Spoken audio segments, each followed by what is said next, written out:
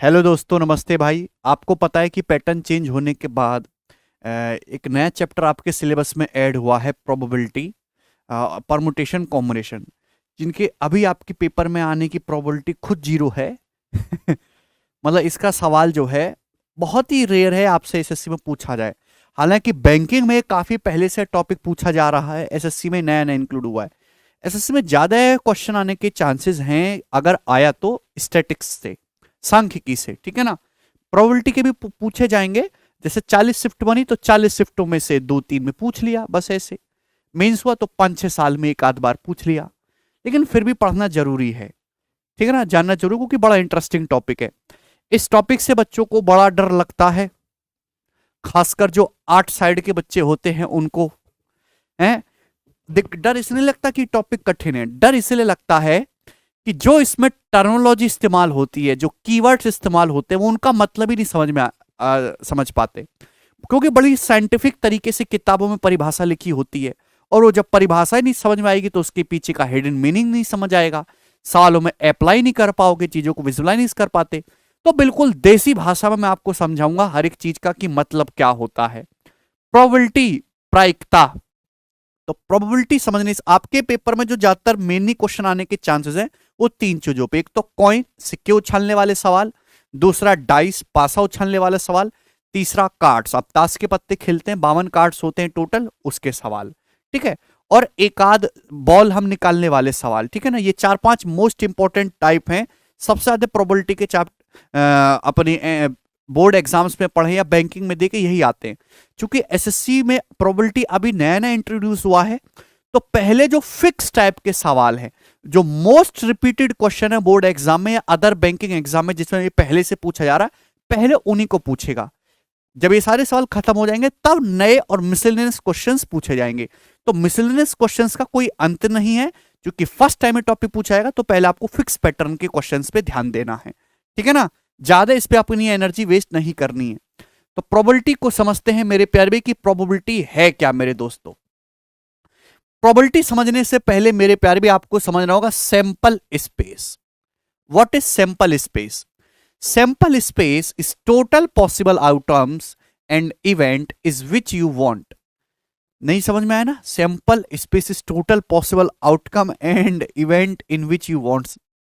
जैसे ये तो हुई टेक्निकल बात, देसी बात में आप समझते।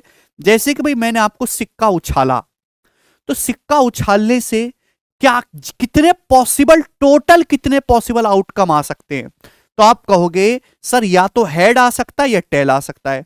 तो टोटल कितने पॉसिबल आउटकम होंगे? 2। इन्हीं को बोलता हूं सैंपल स्पेस की। भाई अगर मैं कोई एक्सपेरिमेंट करूंगा तो इस एक्सपेरिमेंट के कुल इतने परिणाम हो सकते हैं, तो उन टोटल परिणाम की काउंटिंग को हम सैंपल स्पेस कहते हैं। जैसे कि मैंने डाइस उछाला, एक डाइस, तो डाइस आपने लूडो खेला होगा, उस पर लिखा होता है 1 से 6 तक, 1 2 3 4 5 6। तो डाइस को अगर मैं उछालूंगा तो उस पर केवल 1 से लेके 6 तक नंबर आ सकते हैं। अरे बात समझ में आई कि नहीं समझ में आई? आप बोलोगे जी बिल्कुल सही, इसमें कोई परेशानी है नहीं, ठीक है ना। तो ये टोटल सैंपल स्पेस हो गया। जब भी हम कोई एक्सपेरिमेंट रन करेंगे या डाइस उछालेंगे तो जितने परिणाम आ सकते हैं हम उसको बोलते हैं सैंपल स्पेस। क्लियर? चलिए, जैसे कि मैं चलना शुरू करता हूं तो मैं 10 दिशाओं में ही चल सकता हूं, है ना, ईस्ट, वेस्ट, नॉर्थ, साउथ, है भाई। या फिर मेरे दोस्तों ये 4 दिशाएं ये हो जाएंगी, ऊपर नीचे हो गया मेरे दोस्तों। तो इस हिसाब से जैसे 10 दिशाएं होती है तो मैं उन्हीं में चल सकता हूं। तो टोटल 10 सैंपल स्पेस, 10 आउटकम्स हो गए। तो जब भी आप कोई एक्सपेरिमेंट होगा या कोई इवेंट होगा मेरे प्यार भी, उसमें जो टोटल संभव परिणाम हो सकते हैं उसे हम सैंपल स्पेस बोल सकते हैं। जैसे कोई आदमी कोई बात बोल रहा है, या तो वो झूठ बोलेगा या वो सत्य बोलेगा, 2 ही टोटल आउटकम होंगे। क्लियर? आप बोलोगे जी। अब प्रोबेबिलिटी का क्या मतलब है? प्रोबेबिलिटी का मतलब है मेरे प्यारे भाई, प्रोबेबिलिटी एक रेशियो है, एक अनुपात है, एनी अपॉन एनएस का। एनी क्या है? नंबर ऑफ फेवरेबल आउटकम्स, और एनएस क्या है? Number of total outcomes. कुल परिणामों की संख्या में से आपके फेवरेबल परिणाम कितने हैं उसी को हम प्रोबेबिलिटी या प्रायिकता कहते हैं। कुल आउटकम्स में से आपके फेवरेबल आउटकम्स कितने आते हैं उसी के रेशियो को हम प्रोबेबिलिटी कहते हैं। एग्जांपल के लिए, जैसे आप एक सिक्का उछालते हो, आप चाहते हो कि इसमें है कितना है, हेड आए, तो आप एक सिक्का उछालो तो कितने रिजल्ट आ सकते हैं टोटल? या तो हेड आएगा अभी मेरे दोस्तों, या फिर टेल आएगा, या तो हेड आएगा या टेल आएगा, तो टोटल 2 परिणाम होंगे। लेकिन आप चाहते हो कि अपन को हेड मिले, यानी कि मेरे दोस्तों आपका जो फेवरेबल आउटकम है वो कितना है, 1। यानी कि आपकी प्रोबेबिलिटी क्या होगी, 1/2, मतलब आप 2 बार सिक्का उछालो तो 1 चांसेस है कि आपका हेड आए। क्लियर है? आप बोलोगे जी बिल्कुल सही, बात समझ में आ गई। तो probability is a ratio nothing but number of favourable outcomes upon number of total outcomes. Clear हुआ? आप बोलोगे जी सर। ना अब आपको समझना है एक्सपेरिमेंट और ऑपरेशन में फर्क। An experiment in which all possible outcomes are known and the exact output can not be predicted in advance, tossing coins या रोलिंग डाइस। एक्सपेरिमेंट होता है जिसमें हमें पता है कि पॉसिबल आउटकम्स क्या क्या हो सकते हैं, लेकिन हमें यह नहीं पता कि एग्जैक्ट आउटपुट आएगा क्या। एक्सपेरिमेंट का मतलब है प्रयोग। जैसे कि मैं एक पासा उछालता हूं, डाइस उछालता हूं, तो मुझे पता है कि केवल 6 ही नंबर आ सकते हैं, 1 2 3 4 5 6। तो मुझे जो टोटल आउटकम है वो मुझे पता है कि भाई 1 से लेके 6 तक ही आएगा। लेकिन सिक्का उछालने पर आएगा क्या, 1 आएगा या 2 आएगा, 3 आएगा, वो हमें एग्जैक्ट आउटपुट नहीं पता, लेकिन टोटल आउटपुट पता है, तो उसे हम बोलते हैं एक्सपेरिमेंट। ऑपरेशन क्या है? An operation can be produce some well defined outcome. Operation में मेरे दोस्तों एक्सपेरिमेंट और ऑपरेशन में फर्क है। एक्सपेरिमेंट में मेरे दोस्तों आपको टोटल आउटकम पता है, लेकिन कौन सा आउटकम निकल के आएगा उस एक्सपेरिमेंट को करने पर उसकी जानकारी नहीं है। ऑपरेशन में वेल डिफाइंड मेरे दोस्तों आउटकम होंगे। ठीक है ना? जैसे कि एग्जांपल के लिए कि भैया आप एक डॉक्टर है, आप किसी आदमी की किडनी निकालें तो फिक्स है, यू आर निकालिंग किडनी, आप किडनी निकालें ऐसा नहीं उसका दांत निकल आएगा, तो ऑलरेडी फिक्स है इसमें सब कुछ। When we perform an experiment, जब हम एक्सपेरिमेंट किसी एक्सपेरिमेंट को परफॉर्म करते हैं तो जितने भी पॉसिबल आउटकम होते हैं उसके सेट को हम सैंपल स्पेस कहते हैं। मैं आपको पहले समझा चुका हूं। जैसे कि यहां पे एग्जांपल भी दिया है कि जब हम कॉइन को उछालेंगे तो या तो हेड आएगा, टेल आएगा, तो 2 आपके सैंपल स्पेस होंगे। क्लियर? चलिए इसके बाद आगे चलते हैं। Impossible and sure events. The probability of impossible event is 0। मतलब कोई घटना ऐसी है जो हो ही नहीं सकती, उसकी जो प्रोबेबिलिटी होगी वो 0 होगी। आप खुद ही सोच सकते हैं कि ऐसी कौन सी प्रोबेबिलिटी है। जैसे कोई आदमी बिल्कुल ना पढ़े और फिर भी चाहता है कि मैं आईएएस बन जाऊं, तो इसकी कोई प्रोबेबिलिटी है, इसकी कोई पॉसिबिलिटी है, 0। तो एक इम्पॉसिबल इवेंट है। तो अगर कोई असंभव घटनाएं हो ही नहीं सकती उसकी प्रोबेबिलिटी 0 होगी। कोई शॉर्ट इवेंट है मेरे दोस्तों, उसकी प्रोबेबिलिटी क्या होती है, 1। जैसे मोदी जी 2024 में दोबारा से प्रधानमंत्री बनने वाले, मजाक कर रहा हूं, आप सीरियस मत लीजिएगा, कोई कोई दिल पे ले ले। तो ये क्या है, एक शॉर्ट घटना है, इसकी प्रोबेबिलिटी क्या है, 1 है। समझ में? तो इम्पॉसिबल इवेंट की प्रोबेबिलिटी 0 होगी, श्योर इवेंट की प्रोबेबिलिटी 1 होगी। अदरवाइज जो घटना ना इम्पॉसिबल है ना श्योर है, प्रोबेबिलिटी की जो रेंज होते हैं वो 0 से लेके 1 के बीच में होगी। ऐसा नहीं कि आपके सवाल में प्रोबेबिलिटी निकल कर आ रहा सर 3.4 प्रोबेबिलिटी है इस सवाल की, ऐसा नहीं। प्रोबेबिलिटी की रेंज 0 से लेके 1 के बीच में होगी। क्लियर है? आप बोलोगे जी सर। तो अब मैं आपको समझाता हूं कि कितने इवेंट हो सकते हैं। Simple event, an event which है single element is called simple event. एक ऐसा इवेंट जिसमें केवल एक सिंगल एलिमेंट है उसे हम सिंपल इवेंट कहते हैं। कंपाउंडेड इवेंट, कंपाउंड इवेंट मतलब N event which has more than 2 elements is called compound event. एक ऐसा इवेंट जिसमें 2 से अधिक एलिमेंट होता है उसे कंपाउंड इवेंट कहते हैं। जैसे कि एग्जांपल के लिए आप एक डाइस उछालो, तो डाइस उछाने पर एक नंबर आएगा, कोई भी एक नंबर आ सकता है, 1 से लेकर 6 तक, कोई भी एक number, this is simple event. लेकिन अब उसमें सोचने लगे कि डाइस उछालने पर 2 से ज्यादा कितने नंबर आ सकते हैं, 3 4 5 6, तो एक कंपाउंड इवेंट हो गया मेरे दोस्त। क्लियर है ना? कॉम्प्लीमेंट्री इवेंट आपको समझना है, ध्यान सुनिएगा। हर कॉम्प्लीमेंट्री इवेंट, जैसे मैं कॉम्प्लीमेंट्री इवेंट का सबसे बड़ा एग्जांपल, 2 आदमी लड़ रहे हैं आपस में कि भाई मैं सच बोल रहा हूं, मैं सच बोल रहा हूं। तो अगर एक आदमी सच बोल रहा है, गारंटी है दूसरा आदमी झूठ बोल रहा होगा, और एक आदमी झूठ बोल रहा है तो दूसरा आदमी सच बोल रहा होगा। For every event A there corresponds another event A dash called complementary event 2। यहां पे ए डैश कर लीजिएगा। It is also called not A, इसको नॉट ए भी कहा जाता है। मतलब अगर किसी घटना के होने की प्रोबेबिलिटी पी ए है तो उस घटना के ना होने की प्रोबेबिलिटी पी ए डैश है। जैसे कि एग्जांपल के लिए आप एक महीने में 10 मैच खेलते हो, 10 मैच, और आप 10 मैच में से 7 मैच जीतते हैं। टोटल 10 मैच आप खेलते हो एक महीने में, उसमें से आप 7 जीतते हो, तो आपके मैच जीतने की प्रोबेबिलिटी कितनी है, 7/10। तो मैं आपसे पूछूं कि आपके फिर मैच हारने की प्रोबेबिलिटी कितनी है, तो मैच हारने की प्रोबेबिलिटी क्या होगी, 1 में से 7/10 को माइनस कर देंगे, यानी कि 3/10। अगर आप 10 में से 7 मैच जीत रहे हैं तो यानी कि आप 10 में से 3 मैच हार रहे हैं। तो किसी घटना के होने की प्रोबेबिलिटी और उसके ना होने की प्रोबेबिलिटी का जो योग है वो ऑलवेज 1 होता है। एक आपको पता है तो दूसरी 1 में से घटा के निकाल लेंगे, तो इनको हम कॉम्प्लीमेंट्री इवेंट बोलते हैं। दूसरी बात, mutually exclusive event. In general, two events A and B are called mutually exclusive event if the occurrence of any one of them exclude the occurrence of other event. Mutually exclusive events का मतलब है कि अगर कोई एक घटना हो गई तो दूसरी नहीं होगी। आमतौर पर दो घटनाएं ए और बी परस्पर कहलाती है, तो उनमें से किसी एक के घटित होने पर दूसरी घटना का घटित होना शामिल नहीं है। बात समझ में आई? जैसे कि क्रिकेट का मैच चल रहा है, आपने चौका मार दिया, इसका मतलब छक्का नहीं लगा है, और आपने छक्का मार दिया, इसका मतलब चौका नहीं लगा है। तो म्यूचुअली एक्सक्लूसिव इवेंट है। One is happening then other one is not happening, one is disturbing the other. Clear है? यानी कि उन दोनों के एक साथ होने की जो प्रोबेबिलिटी है वो 0 है, वो दो घटना एक साथ नहीं हो सकती। क्लियर है? आप बोलोगे जी, इस बात समझ में आई? यस और नो? Very good.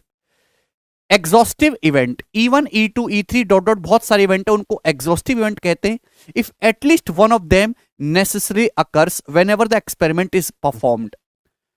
देखिए, हम कोई एक्सपेरिमेंट परफॉर्म करते हैं मेरे प्यारे भाई, और उसमें बहुत सारे इवेंट होते हैं, प्रयोग की जाने पर उनमें कम से कम एक जरूर होगा, तो हम उसे क्या बोलते हैं, एग्जॉस्टिव इवेंट बोलते हैं। जैसे कि एग्जांपल के लिए आप एक डाइस उछालते हो, तो उसमें 1 से लेके 6 तक कुछ भी आ सकता है, तो कम से कम एक नंबर कोई ना कोई तो जरूर आएगा 1 से 6 तक। तो ये एग्जॉस्टिव इवेंट है मेरे प्यारे, क्योंकि उनमें कम से कम एक तो अवश्य ही होगा।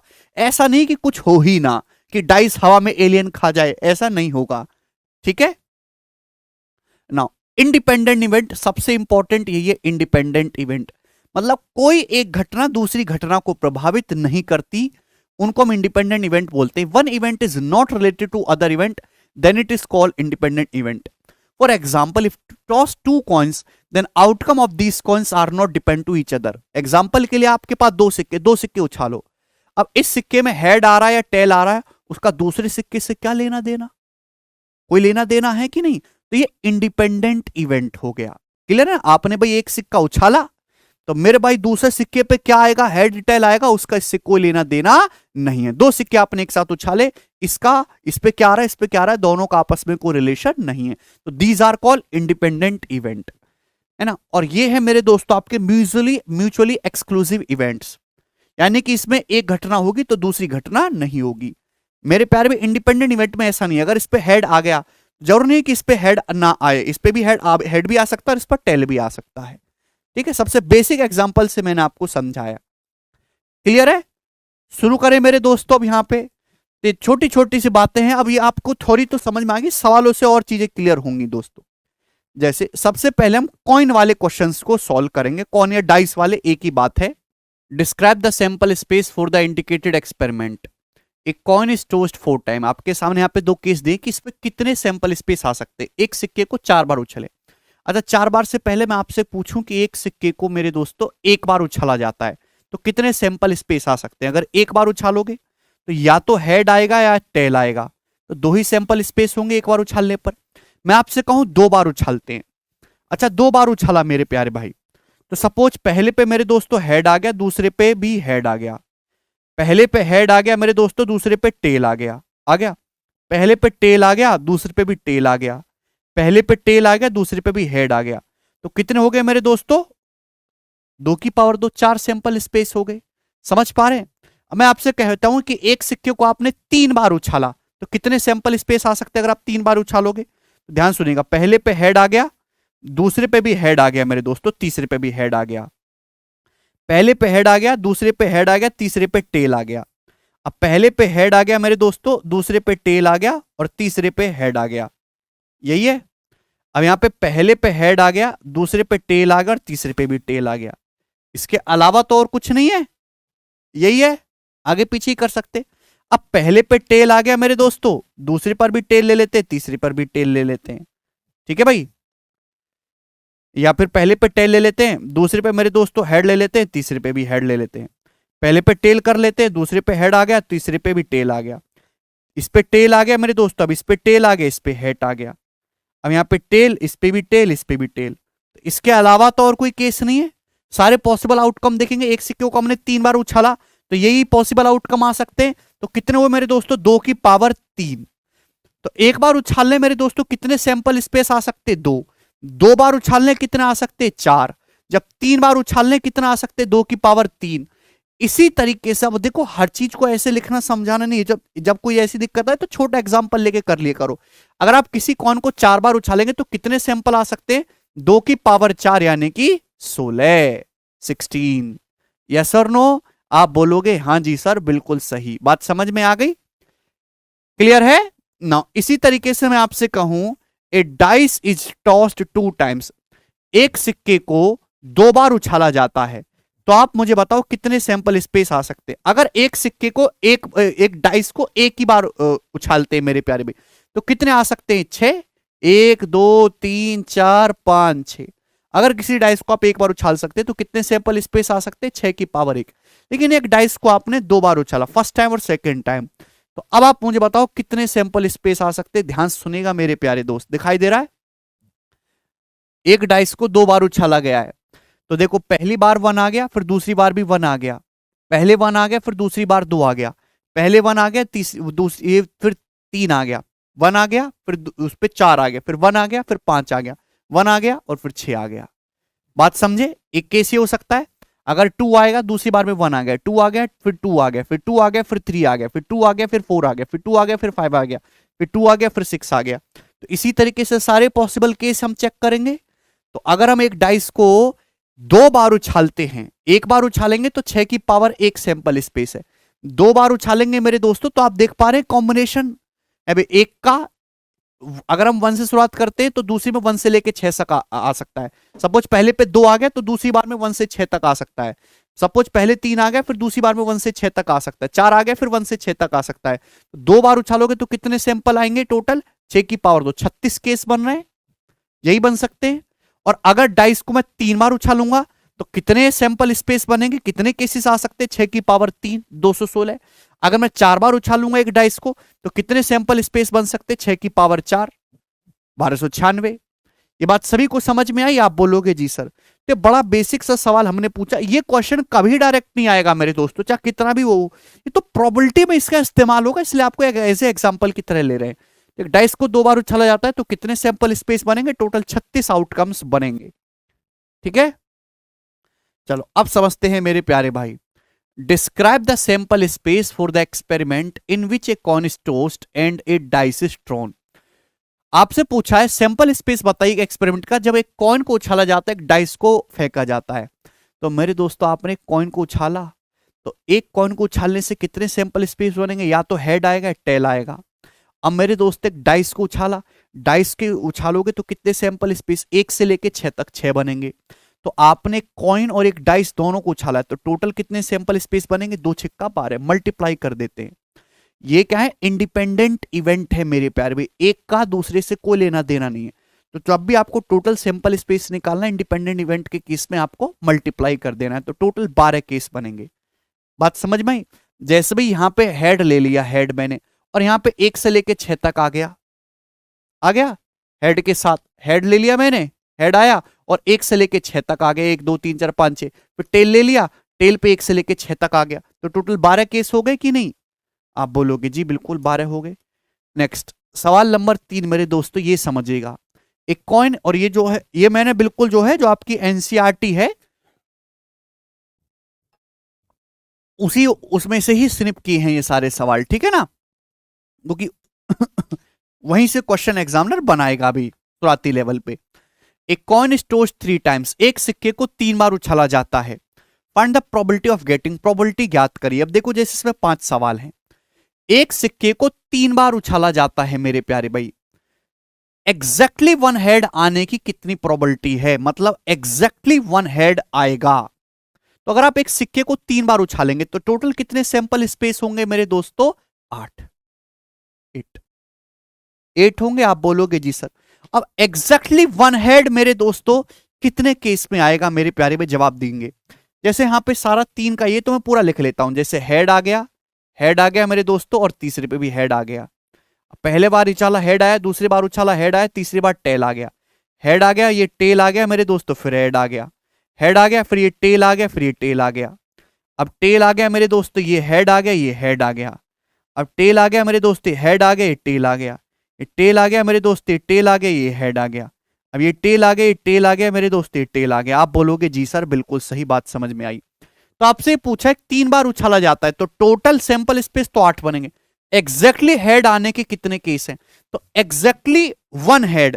तो बताओ एग्जैक्टली 1 हेड यहां पे कितने केसेस में आ रहा है? एग्जैक्टली 1 हेड, एक और एक 2, और मेरे दोस्तों यहां पे एक तो यहां पे एग्जैक्ट 1 हेड है, एक यहां पे है, और मेरे दोस्तों एक यहां पे है। 3 केसेस में, यहां यहां यहां, यानी कि 3/8।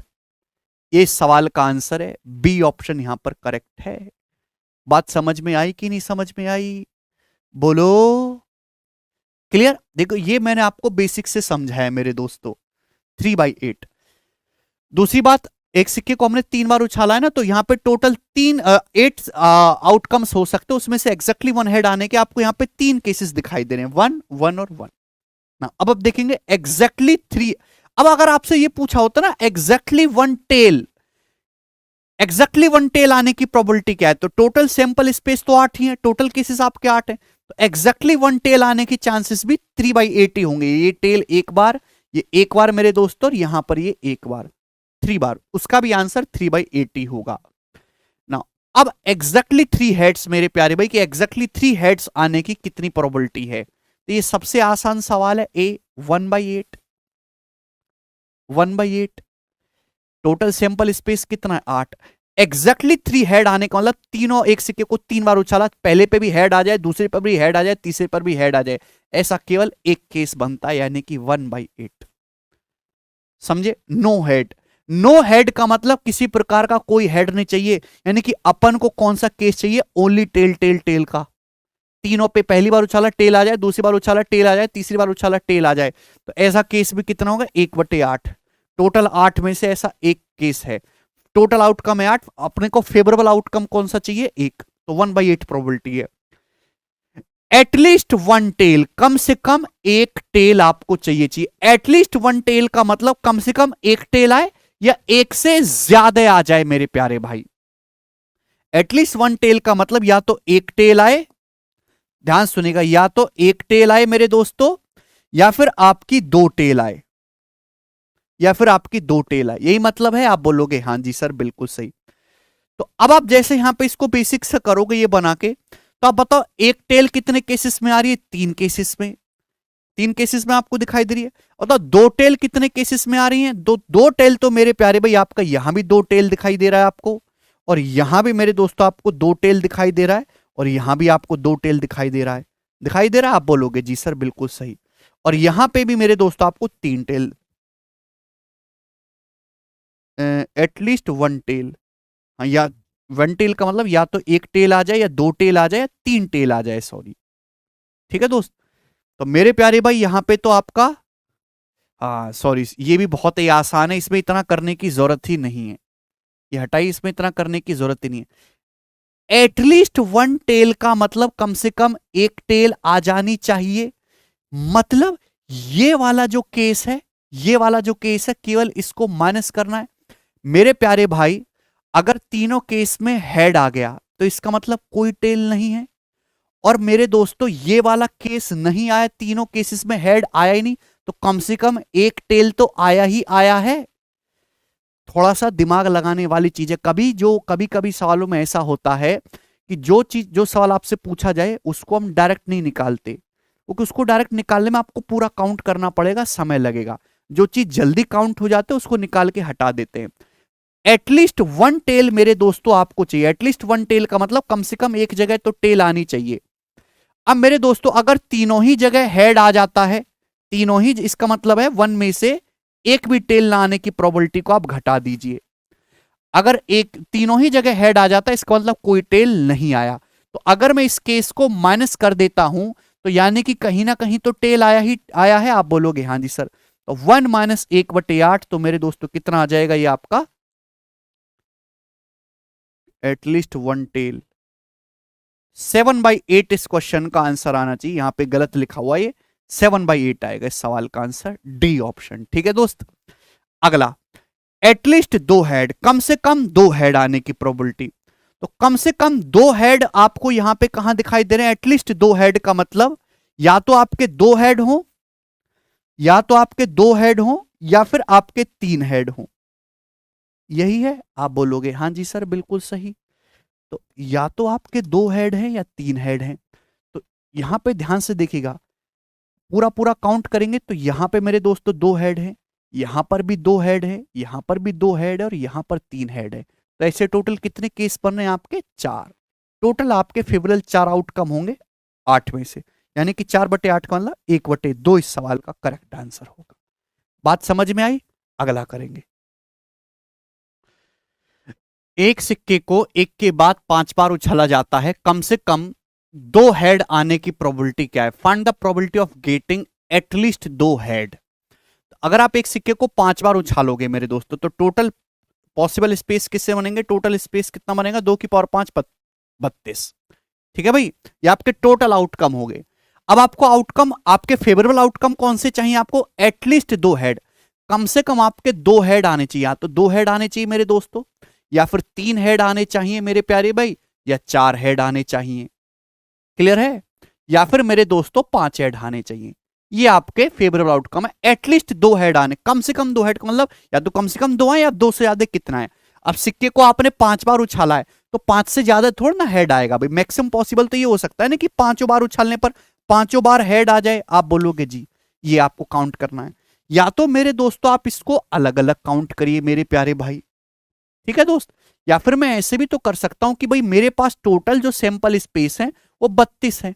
अगर मैं 32 में से माइनस कर देता हूं एक भी हेड ना आने का और 1 हेड आने का, एक भी हेड ना आने का मेरे दोस्तों और 1 हेड आने का, तो ये बचेगा। टोटल सैंपल स्पेस 32 है, उसमें से मैं 2 ऐसे केस माइनस कर देता हूं जिसमें एक भी हेड नहीं आया या फिर 1 हेड आया। तो आपके यही बचेगा 2 हेड, 3 हेड, 4 हेड या 5 में हेड आने की प्रोबेबिलिटी। आप बोलोगे जी सर एक भी हेड ना आए इसका मतलब कौन ऐसे कितने केस हैं? सभी पे टेल आ जाए, 5 के 5 पे 1 केस हो गया। एक हेड आने का मतलब या तो पहले पे हेड आ जाए, या दूसरे पे हेड आ जाए, या तीसरे पे हेड आ जाए, या चौथे पे हेड आ जाए, या 5वें पे हेड आ जाए। यानी कि यहां पे ऐसे कितने केस बन गए टोटल? ये आपके 5। आप बोलोगे जी यानी कि 32 में से 1 और 5 6 घटाएंगे 26, तो टोटल 26 आपके ऐसे आउटकम हैं जिनमें मेरे दोस्तों सारे के सारे टेल होंगे या एक जगह हेड होगा मेरे दोस्तों। सॉरी, सारे के सारे या तो मेरे प्यारे भाई ये वाले या तो 2 हेड होगा, या 3 हेड होगा, या 4 हेड होगा, या 5 हेड होगा। और ये मैंने इन सब की डायरेक्ट वैल्यू नहीं निकाली, समय लगता। टोटल सैंपल स्पेस में से मैंने एक भी हेड ना आने का केस या फिर 1 हेड आने का केस माइनस कर दिया। तो यानी कि टोटल सैंपल स्पेस है 32 और उसमें आप कर दीजिएगा मेरे दोस्तों 26।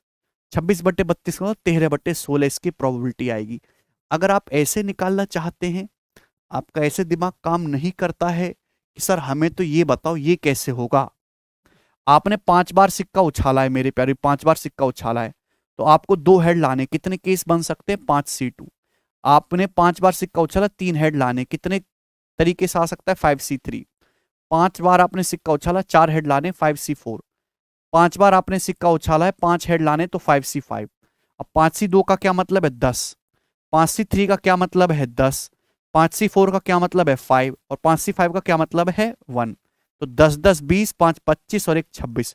ये टोटल कितना आ गया मेरे दोस्तों? 26 आ गया। क्लियर है? आप बोलोगे जी सर 5 बार अगर सिक्का उछालोगे तो 2 हेड आने के केसेस कितने हैं मेरे दोस्तों? 10। 3 हेड आने के 10, 4 हेड आने के 5, ठीक है। और भैया मेरे दोस्तों 5 हेड आने के इस प्रकार से 1। तो यहां पे कितना हो जाएगा? 26। तो 32 में से टोटल 26 आपके फेवरेबल आउटकम होंगे 13/16। ये केस हो गया। दूसरा केस देखते हैं।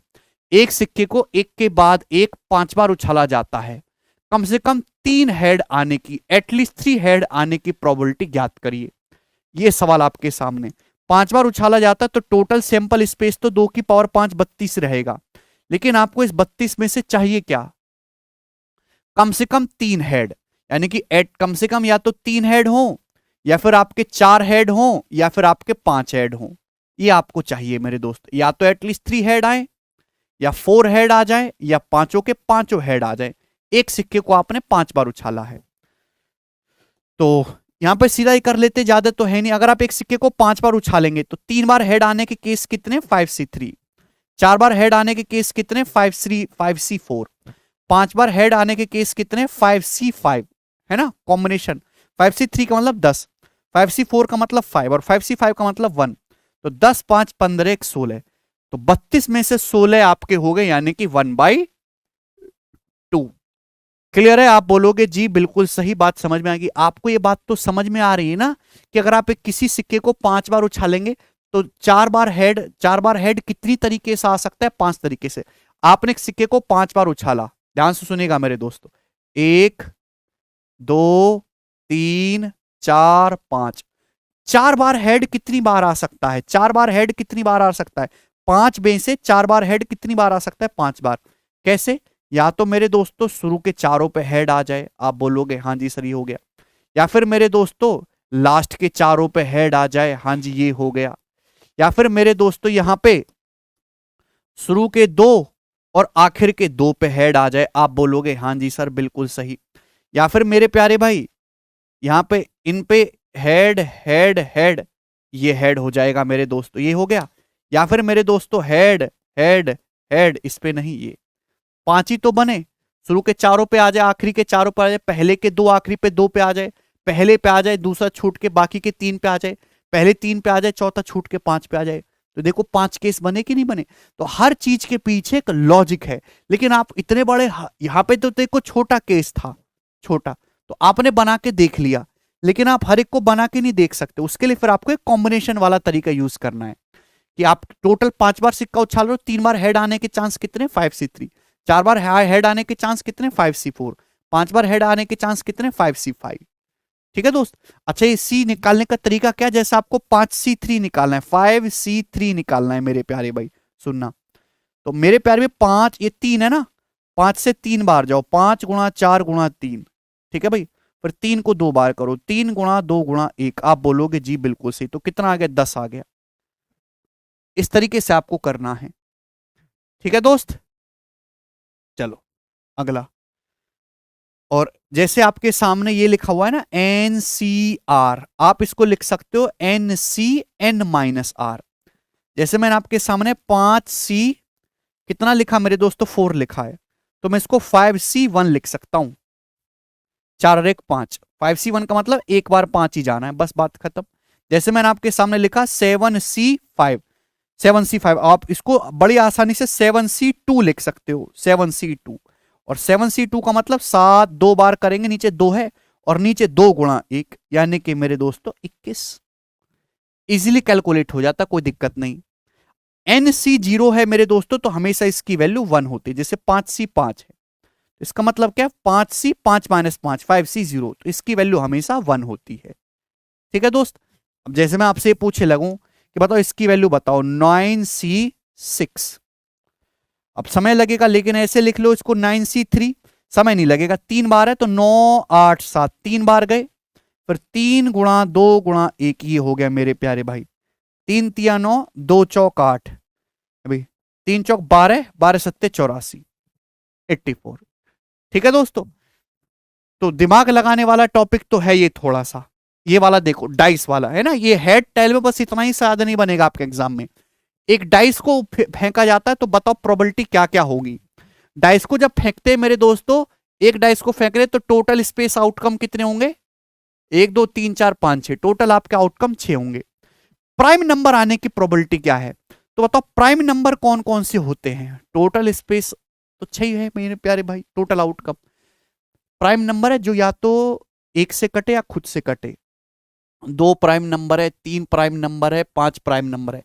1 नाइदर प्राइम नॉर कंपोजिट, तो यानी कि 3 आपके केसेस हैं टोटल। 3/6 का मतलब 1/2 इसका आंसर आ जाएगा। आसान सवाल है, वाकई में बता रहा हूं, यही SSC लेवल है, यही आएगा स्टार्टिंग में। ऑड नंबर आने के कितने केसेस हैं? तो भाई टोटल मेरे प्यारे भाई यहाँ पे 6 हैं सैंपल स्पेस, उसमें से 3 इवन है, 3 ऑड है, तो यानी कि 3/6, इसका आंसर भी 1/2 हो जाएगा। ठीक है ना, 3,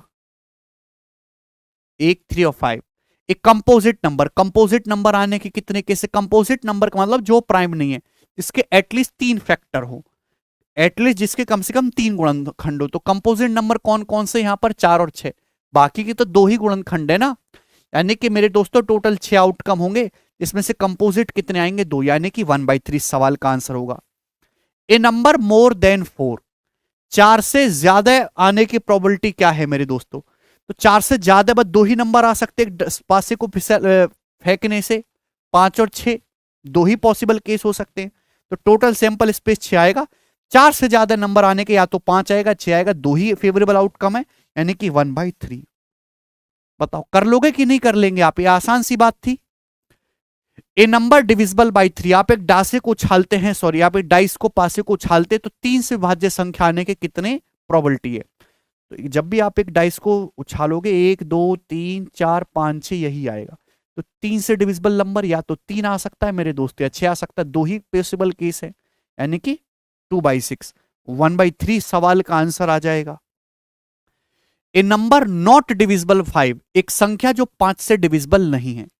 एक डासे को, सॉरी एक डाइस को जब आप उछालोगे तो प्रोबेबिलिटी क्या है एक ऐसा नंबर आने की जो 5 से डिविजिबल नहीं है? तो ये 5 से डिविजिबल नहीं है, इसका मतलब 1, 2, 3, 4, 5, 6 ये टोटल केस हो सकते हैं। 5 से डिविजिबल ये सारे ही नहीं है, यानी कि टोटल 6 में से 5 चांसेस हैं आपके आने के, 5/6 इसका आंसर हो जाएगा। देखो अब आपको इतना नहीं लिखने की जरूरत है, 5 से डिविजिबल नंबर आने का कितना चांस है? 5 से डिविजिबल नंबर तो खुद 5 ही आएगा ना, यानी कि 1/6। 5 से डिविजिबल ना आने का कितना चांस है? 1/1/6, 5/6। ये बताओ, फ्रॉम 1 to 1000, 1 से लेके 1000 तक, find the probability of getting a number not divisible by 7। अगर हम 1 से लेके 1000 तक, सपोज हमें कोई चीज या कोई कार्ड ही उठाते हैं, 1 से लेके 1000 तक उस पर नंबर लिखे हुए हैं, तो find the probability of getting a number not divisible by 7। 7 से डिविजिबल नंबर ना आने की कितनी प्रोबेबिलिटी है?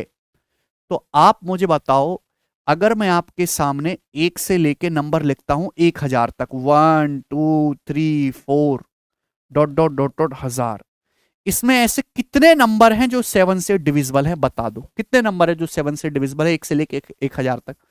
तो 1000 को 7 से भाग दो, 1000 को 7 से भाग दो तो आपका जवाब होगा सर 7 एकम 7, 3 0 7 चौक 28, 7 एकम 7, 3 0 7 चौक 28, 2 0 7 दूनी 14, ये आएगा 142। यस और नो जवाब दे। 7 एकम 7, 3 0 7 चौक 28, 2 0 7 दूनी 14, यानी कि 1 से लेके 1000 तक हम नंबर लिखेंगे तो टोटल 142 ऐसे नंबर है जो 7 से डिविजिबल है।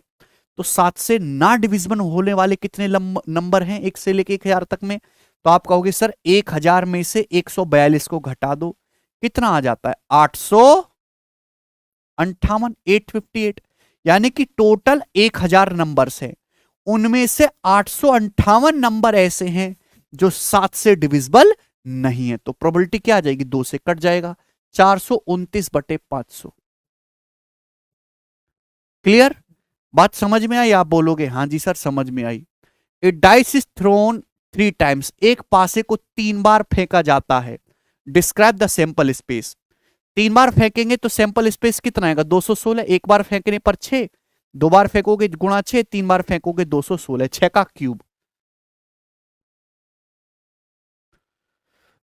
ना।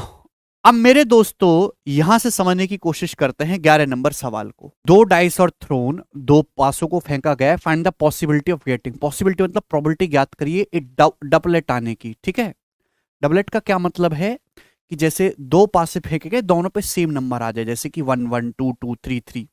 तो आप 2 पासे को अगर फेंकेंगे तो टोटल जो आउटकम है ना, वो कितने होंगे मेरे दोस्तों? 36 टोटल आउटकम होंगे। जैसे कि मैं आपको ये जो हमने यहाँ पे बनवाया है, इससे आपकी काफी चीजें क्लियर हो जाएंगी। इससे ध्यान से समझने की कोशिश करेगा। टोटल 36 होंगे 2 पासों को आप फेंकोगे, ये 36 केस बनेंगे। अब डबलेट मेरे दोस्तों यहाँ पे कितने आ सकते हैं? 1 1 2 2 3 3 4 4 5 5 6 6, यानी कि टोटल 6 ही आ सकते हैं मेरे प्यारे भी, और तो कुछ होगा नहीं। तो डबलेट आने की प्रोबेबिलिटी क्या है मेरे दोस्तों? 36 में से 6 पार्ट, यानी कि 1/6। क्लियर है? आप बोलोगे जी number on first dice is different from second one. पहले पासे पर दूसरे से अलग नंबर आए। इस बात का मतलब क्या है मेरे प्यारे, कि पहले पासे पर दूसरे से अलग नंबर आ रहा है, यानी कि दोनों पासों पे सेम नंबर नहीं आ रहा, यानी कि कोई डबलेट नहीं आ रहा। यानी कि इनडायरेक्टली वे में ये पूछा है कि डबलेट ना आने की प्रोबेबिलिटी क्या है। तो डबलेट आने के चांस है 1/6। तो डबलेट ना आने के चांस, दोनों ही डाइस पे अलग आने के चांस, अलग नंबर आने के चांस कितने हैं? 1 - 1/6, 5/6 आ जाएगा। थर्ड वाला, number on both the dice are even. दोनों ही डाइस पे इवन नंबर आने के कितने चांस है? देखो, आप इसको स्टेबल से भी कर सकते हैं और आप बेसिक से भी कर सकते हैं। दोनों ही डाइस पे इवन नंबर आने के क्या चांसेस है? देखिए, इवन तो मेरे दोस्तों ये होता है 2 4 6। आप बोलोगे जी सर है भी ये केस तो हम कंसीडर नहीं करेंगे 135 वाला। अब इसमें भी इवन कौन से होंगे मेरे दोस्तों? भाई ये 2 2 इवन आएगा, ये 2 4 इवन आएगा, 2 6 इवन आ जाएगा, ये 4 2 इवन आ जाएगा, 4 4 इवन आ जाएगा, 4 6 आ जाएगा। भाई ये 6 2 आ जाएगा, 6 4 आ जाएगा, 6 6 आ जाएगा। तो ये टोटल 9 केस बने कि नहीं बने? आप बोलोगे हाँ जी सर, टोटल जो है कहां गया, टोटल आपके पास 9 केस बनेंगे आउट ऑफ 36, यानी कि 1/4 प्रोबेबिलिटी है। ठीक है दोस्त, अब ध्यान से सुनिएगा मेरे प्यारे बच्चे। अब आपके पास वो टेबल तो है नहीं, होगी नहीं पेपर में। आपने एक डाइस फेंका और दूसरा डाइस फेंका, दोनों एक दूसरे के इंडिपेंडेंट इवेंट है, दोनों का एक दूसरे से कोई लेना देना नहीं है। तो दोनों ही डाइस पे इवन आने की प्रोबेबिलिटी क्या है? मल्टीप्लाई करना है। भाई पहले डाइस पे इवन आने की प्रोबेबिलिटी क्या है? पहले डाइस पे 1 2 3 4 5 6 कुछ भी आ सकता है, उसमें से इवन कितना है मेरे दोस्तों? 3 नंबर इवन है। तो पहले डाइस पे इवन आने की प्रोबेबिलिटी है 3/6। दूसरे डाइस पर भी इवन आने की प्रोबेबिलिटी 3/6 है। तो कितना आ गया? 1/2 गुणा 1/2 1/4। तो दोनों डाइस पे इवन आने की जो प्रोबेबिलिटी मल्टीप्लाई, अगर इंडिपेंडेंट इवेंट है तो ओवरऑल प्रोबेबिलिटी कैसे निकालेंगे? केवल उनकी मल्टीप्लाई कर दो। फोर्थ नंबर सवाल, सम मोर देन 10। आपने दोनों पासों को फेंका, उन पे जो सम है वो मोर देन 10, 10 से ज्यादा आने की प्रोबेबिलिटी क्या है? 10 से ज्यादा का मतलब या तो 11 आए मेरे प्यारे भाई या 12 आए। यही आप बोलोगे जी सर। तो 11 समतोकों की डाइस पे नंबर ही कुल 1 से लेके 6 तक होता है। तो 11 तो भाई दो ही तरीके से आ सकता है, पहले पे 5 आ जाए, दूसरे पे 6, या पहले पे 6 दूसरे 5, और तो 11 कभी आ ही नहीं सकता। 7 4 थोड़ा ना हो सकता है, क्योंकि डाइस पे नंबर ही 1 से 6 तक होता है। 12 तो एक ही तरीके से आ सकता है, पहले पे 6 दूसरे पे 6। तो यानी कि टोटल 36 आउटकम होंगे दो डाइस को फेंकने से, उसमें से 10 से ज्यादा समाने की पॉसिबिलिटी केवल 3 है। तो 3/36 कितना आ जाएगा? इसका आंसर 1/12। फिफ्थ केस, सम 9। दोनों डासों जो है पासों पे कितना आना चाहिए? डाइस पे सम 9। सम 9 कैसे आएगा मेरे प्यारे में? 9। तो कुछ बच्चा कहेंगे सर 1 और 8 9 आ जाएगा, ये पॉसिबल है क्या? डाइस पे तो नंबर होता ही नहीं 6 से ज्यादा है। 1 8 भी पॉसिबल नहीं है, 2 7 भी पॉसिबल नहीं है। पॉसिबल क्या है? 3 और 6, 3 6 9 हो जाएगा। 4 5, पहले पे 4 आ जाए, दूसरे पे 5, पहले पे 5 आ जाए, दूसरे पे 4 मेरे प्यारे भाई। क्लियर है? और फिर यहां पे 6 आ जाए मेरे दोस्तों, और इस पे आ जाए 3, और तो कोई पॉसिबिलिटी नहीं है ना? आप बोलोगे हाँ जी सर। यानी कि टोटल कितनी पॉसिबिलिटी बनेंगी? 4। तो यानी कि टोटल तो 36 हो जाएगा, 36 में से पॉसिबिलिटी कितनी बनेंगी मेरे प्यारे भाई? 4। तो 4 नाम 36, यानी कि 1/9, 1/9 आएगा। अच्छा, इस बात को आप थोड़ा शॉर्ट में संक्षेप में समझ सकते हैं, ध्यान से समझने की कोशिश करिएगा मेरे प्यारे भाई, कि आपको दोनों डाइस पे जो नंबर्स का समय 9 चाहिए। तो सबसे छोटा जो केस बनेगा ये बनेगा 3 और 6 9, सबसे छोटा केस है ना, 3 और 6 9। क्लियर है? अब बताओ इनके बीच का डिफरेंस कितना है? इनके बीच का डिफरेंस 3 है, इनके बीच का डिफरेंस 3 है। तो इसके आगे 3 ही केस और आएंगे, 1 2 3, यानी कि टोटल केस कितने आ जाएंगे मेरे प्यारे बच्चों? 4। तो आपके पूरा लिखने की जरूरत नहीं थी मेरे प्यारे भाई। समझ में आया कि नहीं समझ में आया? क्लियर है? आप बोलोगे हाँ जी। जैसे भाई सम आपको 9 चाहिए, तो भैया 9 चाहिए आपको, 3 और 6 9, तो भाई इनके बीच का मिनिमम वैल्यू है ना, मिनिमम नंबर ले लिया मैंने पहले पे, इनका बीच का गैप है 3, तो इसके आगे 3 ही केस और बनेंगे, यानी कि टोटल हो जाएंगे 4, तो 36 में से टोटल 4 1/9 आ जाएगा। अब जैसे ये वाला सवाल देखो, सम मोर देन 7, आपने 2 डाइस को फेंका, क्या प्रोबेबिलिटी है कि उन पे जो डाइस पे जो नंबर्स आ रहे हैं उनका सम मोर देन 7 रहे? मोर देन 7 का मतलब 8 भी हो सकता है मेरे प्यारे भाई, 9 भी हो सकता है, 10 भी हो सकता है, सम 11 भी हो सकता है, 12 भी हो सकता है। अब पहला केस देखते हैं मेरे दोस्तों, 8। अगर आप 8 को डिटेल में करोगे तो 8 कितनी तरीके से आ सकता है? 2 और 6 8, 3 और 5 8, 4 4 8, अभी मेरे दोस्तों उसके बाद 5 3 8, 6 2 8, तो 5 केस बनेंगे 8 आने के। अब आप हर एक को ऐसे चेक करोगे तो हो गया कल्याण आपका पेपर में। ये मिनिमम केस है भाई, यहां पे कितना गैप है मेरे दोस्तों? 4 का गैप है, तो इसके आगे 4 ही केस और होंगे, एक ये खुद है ही, तो यानी कि टोटल 5 केस। तो 8 आने के कितने केस हैं? 5।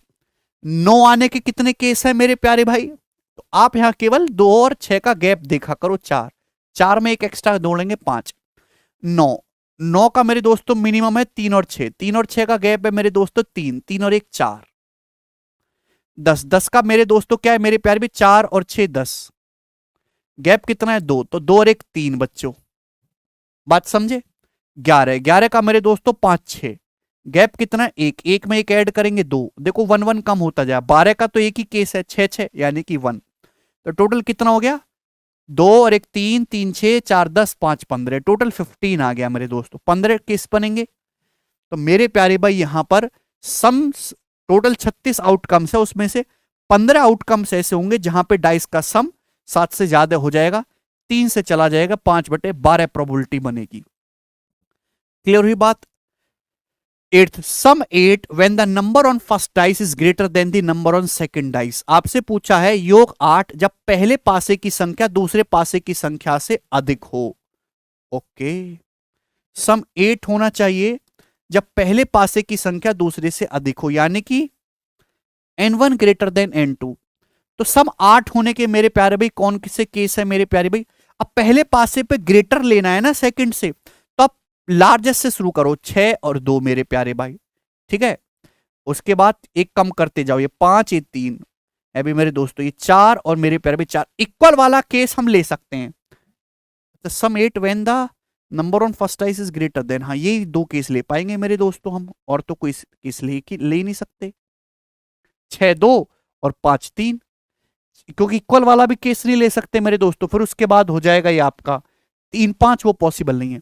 तो ऐसे तो टोटल 2 ही केस हो पाएंगे, आउट ऑफ 36 कितना आ जाएगा मेरे प्यारे भी? 1/18 इसकी प्रोबेबिलिटी आएगी। क्लियर है? अगला करेंगे दोस्तों, यहां पर सवाल नंबर है 12। देखो डाइस वाले क्वेश्चन सारे एक जगह हैं, इसको बनाओ आप जी। 2 डाइस आर थ्रोन, 2 डाइस को फेंका जाता है, find the possibility of getting number on the second dice. तो दूसरे वाले डाइस पे नंबर आने की प्रोबेबिलिटी ज्ञात करिए। पहला सवाल है less than the number of first dice, पहले डाइस से कम नंबर आने की प्रोबेबिलिटी क्या है दूसरे डाइस पर? जवाब दो, है ना। दूसरे डाइस पर फर्स्ट नंबर से, फर्स्ट डाइस पे जो नंबर आ रहा है उससे कम आने की प्रोबेबिलिटी कितनी है? देखो ध्यान से समझने की कोशिश करना, ये आपके पास 2 डाइस को अगर फेंका जाए तो टोटल 36 आउटकम्स बनेंगे, 6 स्क्वायर। उसमें 6 केस तो मेरे प्यारे भाई ये ऐसे हैं डायगनली जिन पे दोनों पे इक्वल नंबर आ रहा है। क्लियर है? आप बोलोगे हाँ जी सर बिल्कुल सही। बचे 36 में से 6 केस में दोनों में इक्वल होगा, बचे 30। 30 में से आप देख लो चाहे यहां पे गिन के, आधे केस ऐसे होंगे जिनमें पहले पे ज्यादा नंबर आ रहा है, और आधे केस ऐसे होंगे जिनमें दूसरे में ज्यादा नंबर आ रहा है, दूसरे डाइस पे। देख लो यहां दूसरे पे ज्यादा नंबर है, यहां भी दूसरे पे ज्यादा नंबर है, यहां सॉरी यहां पहले पे ज्यादा नंबर है, यहां पहले पे ज्यादा नंबर है, यहां पहले पे ज्यादा नंबर है। कितना हो रहा है मेरे प्यारे भाई? 5 और 4 9 और 3 12, 12 हो गया मेरे दोस्तों। और उसके बाद पहले पे ज्यादा नंबर आपको देख रहा है ना, 5 4 9 3 12, 3 केस और होंगे। पहले पे ज्यादा, पहले पे ज्यादा,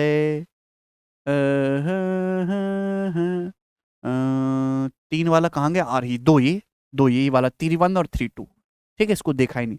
5 4 9 3 12 2 15, देखो यहाँ पे पहले पे ज्यादा है, इनको आप काउंट कर लीजिए, यहाँ सेकंड पे ज्यादा है। क्लियर है बात समझ में? तो इस सवाल में कुछ है ही नहीं। टोटल 36 आउटकम्स हैं। 6 आउटकम्स में तो पहले और दूसरे डाइस पे नंबर इक्वल ही आएगा, बाकी बचे 30। 30 में से 15 चांस ऐसे हैं कि पहले पे नंबर ज्यादा आए, बाकी 15 चांस ऐसे हैं कि सेकंड पे नंबर ज्यादा आए। तो आपसे पूछा है कि बताओ क्या प्रोबेबिलिटी है, पॉसिबिलिटी कितने सेकंड नंबर पे फर्स्ट डाइस से कम आने की प्रोबेबिलिटी। तो कितनी है? टोटल 36 में से 15, कितना आ जाएगा इस सवाल का answer? 5/12। More than the number of first dice, second dice पे फर्स्ट डाइस से ज्यादा आने की प्रोबेबिलिटी कितनी है? ये भी 15/36 होगा, 5/12।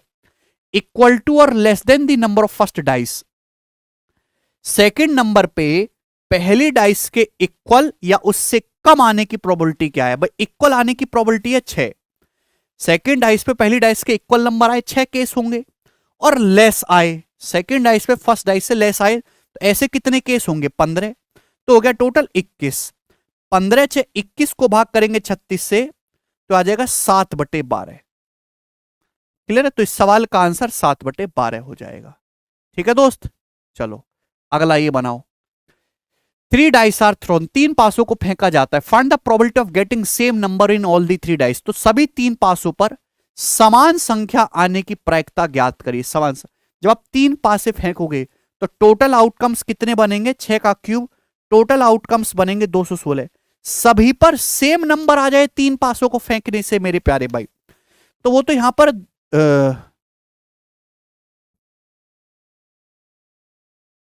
सभी पर सेम ही नंबर आ जाए।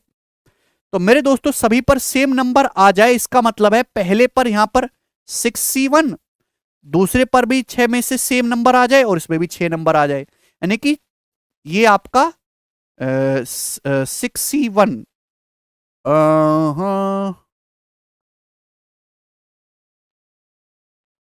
111, तीनों पर सेम आने की प्रोबेबिलिटी। अच्छा ये तो आसान है, तीनों पर सेम नंबर आना है, 1/216। तीनों पर सेम नंबर तो या तो हेड हेड हेड 111 होगा, 222 होगा, 333 होगा, 444 होगा, 555 होगा, 666 होगा। तो यानी कि यहां पे ऐसे 6 केस बनेंगे। तो 6/216 1/36 आएगा मेरे दोस्तों इसका। सॉरी, सी ऑप्शन है। सेम नंबर है ना, या तो 111 आएगा, या 222 आएगा, या 333 आएगा, या 444 आएगा, 555 आएगा, या फिर यहाँ पे 666 हो जाएगा। तो इस प्रकार से टोटल 6 केस पॉसिबल है, और तो कोई पॉसिबल नहीं। टोटल आउटकम 216, 216 में से 6 केस पॉसिबल। चले भाई, प्रोबेबिलिटी का क्वेश्चन नंबर 12। 3 डाइस थ्रो किए जाते हैं, probability of getting prime number on the first dice, composite number on second dice and odd number of third dice. पहले पर अभाज्य संख्या, दूसरे पर एक कंपोजिट नंबर और तीसरे पर ऑड नंबर आने की प्रोबेबिलिटी क्या है? देखो तीनों जो घटनाएं हैं वो इंडिपेंडेंट है ना, 3 इवेंट किए जा रहे हैं, 3 पासे फेंके जा रहे हैं। आपसे प्रोबेबिलिटी पूछिए जो पहले पर ऑड, पहले पर एक प्राइम नंबर आए, दूसरे पर कंपोजिट, तीसरे पर ऑड। तो इंडिपेंडेंट इवेंट में आपको प्रोबेबिलिटी निकालने तो क्या करना होता है? सीधा सीधा मल्टीप्लाई करना होता है। बताओ ऑड नंबर, भाई अगर आप पहला डाइस थ्रो करेंगे तो ऑड नंबर कौन कौन से हो सकते हैं? या तो 2 होगा मेरे दोस्तों, या 5 होगा, या फिर 3 होगा, यही आ सकते हैं। यानी कि प्रोबेबिलिटी क्या होगी? टोटल 6, 1 से लेके 6 तक नंबर आ सकता है। इसमें से आपके प्राइम कितने होंगे? 3 नंबर आपके प्राइम होंगे, 2 भी एक प्राइम नंबर है। दूसरे पर आपको चाहिए कंपोजिट नंबर, एक ना तो प्राइम होता है ना ही कंपोजिट। तो कंपोजिट नंबर कौन कौन से होंगे आपके? 4 और 6। क्योंकि जब दूसरा डाइस थ्रो करोगे तो 6 में से आपके टोटल 2 कॉम्बिनेशन ऐसे हैं जहां पे आपको कंपोजिट देखने को मिलेगा। तीसरे पर ऑड, ऑड क्या होता है मेरे दोस्तों? 1, 3 और 5, यानी कि टोटल 6 में से मेरे दोस्तों ऑड आने की संभावना क्या है? 3। तो मेरे दोस्तों जब आप इसको देखोगे तो कितना आएगा? ये अभी ये 3 दूनी 6 मेरे दोस्तों, 2 से 2 आपका कैंसिल आउट हो जाएगा, 3 दूनी 6, यानी कि 1/12। तो 1/12 इस क्वेश्चन का आंसर है, जो कि ऑप्शन नंबर ए है। आसान सा सवाल था ये, ठीक भाई। पहले सीट में नंबरिंग थोड़ी आगे पीछे हो गई थी, कट गई थी, मैंने नंबरिंग को ठीक कर दिया है। चलो, 2 डाइस फेंके जाते हैं एक साथ, what the probability that the sum of the numbers on the two faces divided by 4 और 6, क्या प्रोबेबिलिटी है कि दोनों फेसेस पर जो सम आएगा मेरे प्यारे भाई वो 4 से डिवाइड होगा, but the sum of the number on the two faces is divided by 4 और 6। बताओ, अगर दो डाइस फेंके जाते हैं तो टोटल मेरे दोस्तों 36 होंगे, टोटल केसेस 36 होंगे। आप बोलोगे हाँ जी सर बिल्कुल सही, 6 इंटू 6। अब आपको चाहिए कि दोनों फेसेस पर जो संख्याओं का वो सम है वो 4 या 6 से डिविजिबल हो। 4 या 6 से डिविजिबल होने का मतलब है मेरे दोस्तों या तो 4 हो सकता है सम, या फिर 8 हो सकता है, या फिर सम 6 हो सकता है मेरे दोस्तों, या फिर सम 12 हो सकता है दोनों फेसेस पे। यही तो मतलब हुआ है भाई, दोनों फेसेस पे जो नंबर आ रहे हैं उनका सम 4 या 6 से डिविजिबल होना चाहिए। 4 हो या फिर 8 या फिर 6 है या 12, 18 तो हो नहीं सकता क्योंकि नंबर ही डाइस पे 1 से लेके 6 तक होते हैं। तो आप मुझे बताओ 4 सम 4 कितनी तरीके से आ सकता है, या तो 1 3 4 होगा मेरे दोस्तों, या फिर 3 1 आ जाएगा 4 हो जाएगा, या फिर मेरे दोस्तों 2 2 4 हो जाएगा। इसके अलावा और कोई 4 होने के चांसेस हैं नहीं, इसके अलावा तो चांसेस ही नहीं है। अब मुझे बताओ 8 8 कितने तरीके से हो सकता है, तो आप कहोगे सर या तो 6 2 8 हो जाएगा, या 2 6 8 हो जाएगा मेरे दोस्तों, समझना, या फिर 5 3 8 हो जाएगा, या 3 5 8 हो जाएगा। मैं आपको बिल्कुल डिटेल में लिख के बता रहा हूं, या फिर मेरे दोस्तों 4 4 8 हो जाएगा। इसके अलावा तो 8 होगा ही नहीं। आप बोलोगे हाँ जी सर।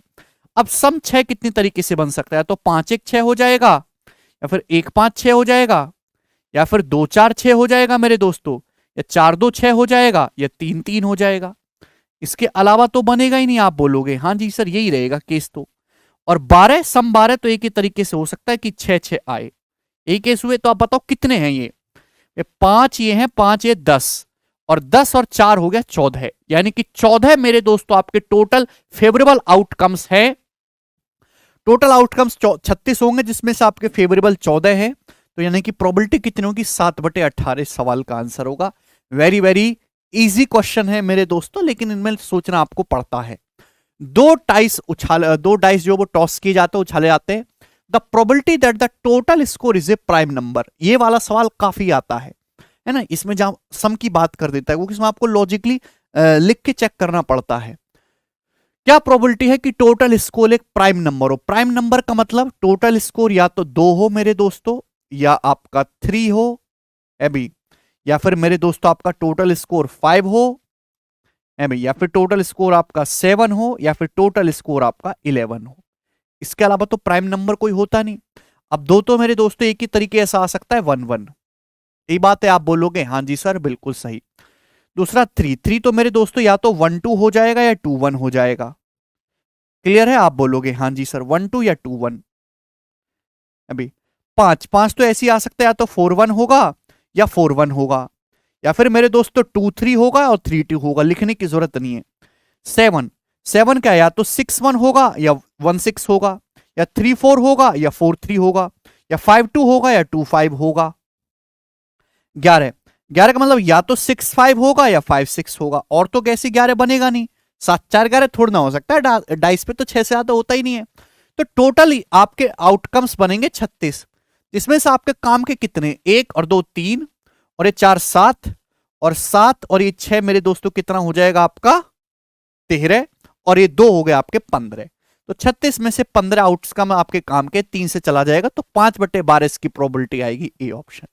बोलो है ना मजेदार सवाल है भाई, जवाब दो यस और नो। क्लियर है, ये बात सभी लोगों को समझ में आई है। तो इस तरीके से क्वेश्चंस बहुत बनते हैं। अब जैसे यहां पे मैंने आपको प्राइम नंबर का करवा दिया कि टोटल सम होना चाहिए, हो सकता है आपके पेपर में सवाल आए कि यहां पे प्राइम की जगह कंपोजिट कर दे, इतना ही चेंज आएगा। आपका लॉजिक क्लियर हो जाना चाहिए। भी बताओ 3 डाइस थ्रो किए जाते हैं, ए अपीयर होता है फर्स्ट डाइस पे, बी अपीयर होता है सेकंड डाइस पे, सी अपीयर होता है थर्ड डाइस पे। तो आप बताओ प्रोबेबिलिटी क्या है A less than B less than C आने की। पहले डाइस पर ए आता है, दूसरे डाइस पर बी आता है, तीसरे डाइस पर सी आता है। A less than B less than C आने की प्रोबेबिलिटी क्या है। तो मेरे दोस्तों ध्यान से सुनेगा, ए पर एक से ज्यादा है मेरे दोस्तों, ध्यान से सुनेगा। ए ये बहुत ही अच्छा सवाल है।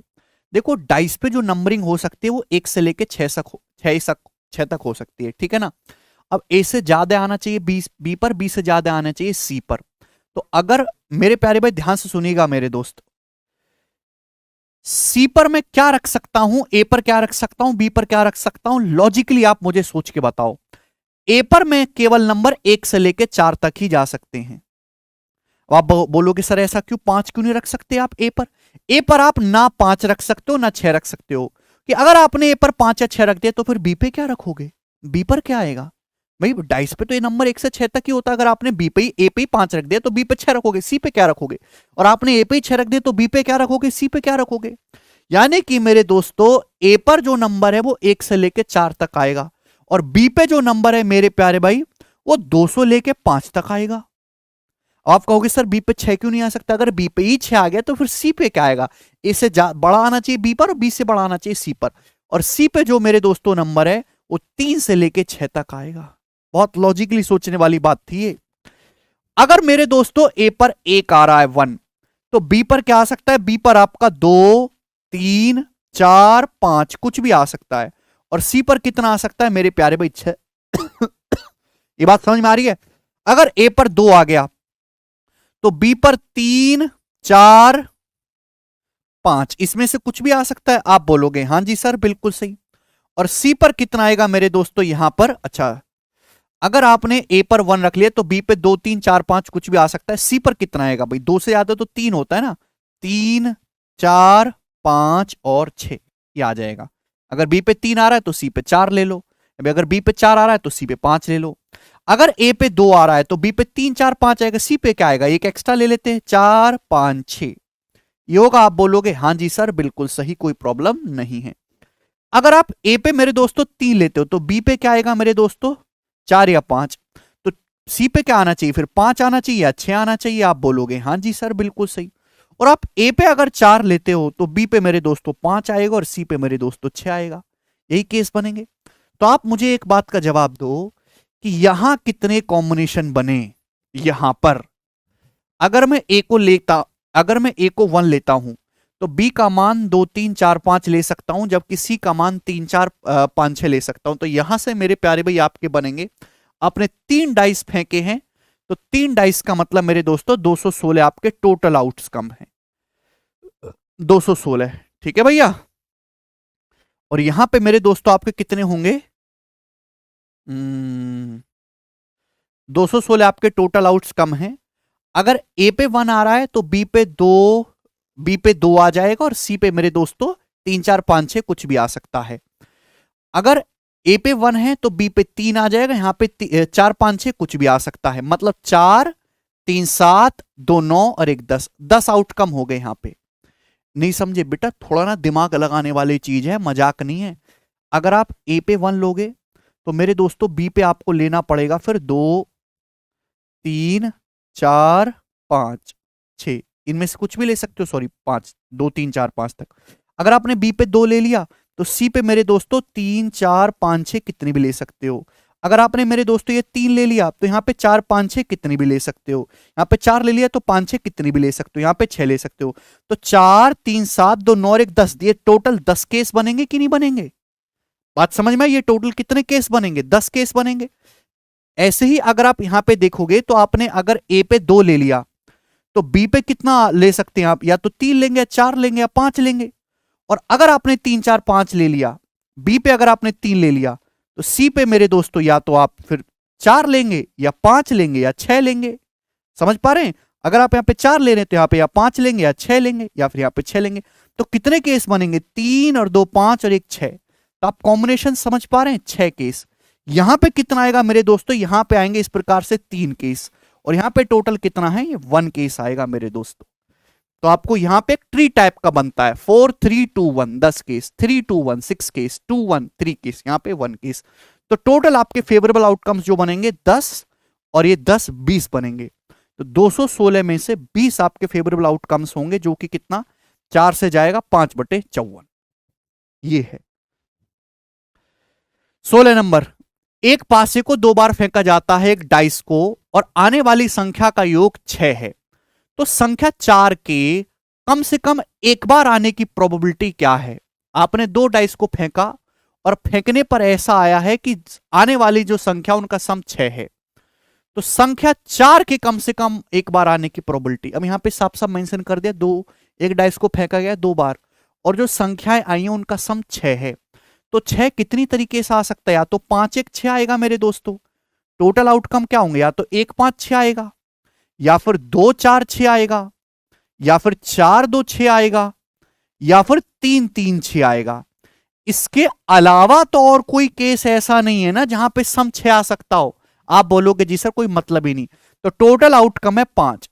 बोला कम से कम 4 एक बार आने की प्रोबेबिलिटी, तो 4 कम से कम मेरे दोस्तों यहां पे आपको 2 बार दिखाई दे जाएगा, तो 2/5 प्रोबेबिलिटी आ जाएगी। टोटल आउटकम्स 5 होंगे और 4 मुझे दोस्तों कहां कितने केसेस में दिखाई दे रहा, केवल 2 ही केसेस में दिखाई दे रहा, 2/5। अब यहां पे डाटा चेंज करके कुछ भी कर सकता है। ओके, ये सब सवाल थे मेरे दोस्तों, मैंने आपको करवा दिए कॉइन के और डाइस के। 2 इंपॉर्टेंट टाइप हमारे समाप्त हो गए। अब तीसरा जो इंपॉर्टेंट टाइप है ये है बॉल वाला सवाल, ठीक है ना।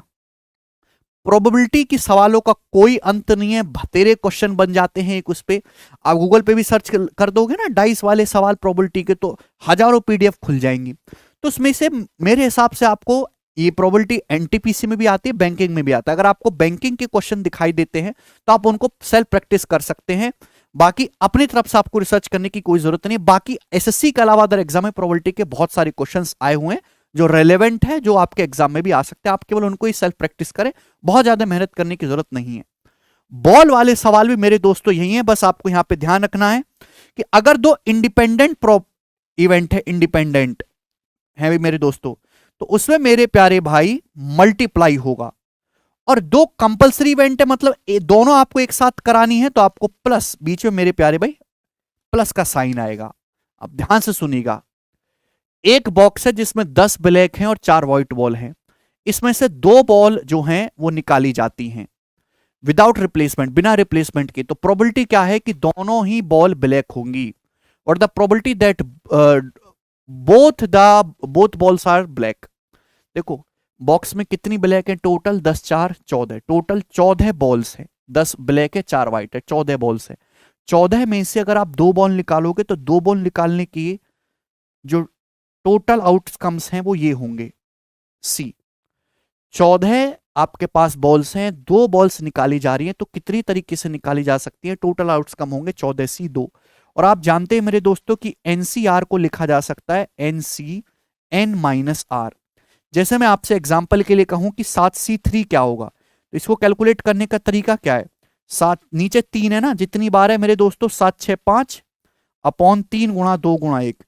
भाई नीचे अगर 3 है तो 7 6 5 3 बार आपको रिवर्स जाना है, 3 है तो 3 गुणा 2 गुणा 1 करना है, यानी कि 35। ये सभी बच्चे जानते ही हैं। तो टोटल आउटकम होंगे।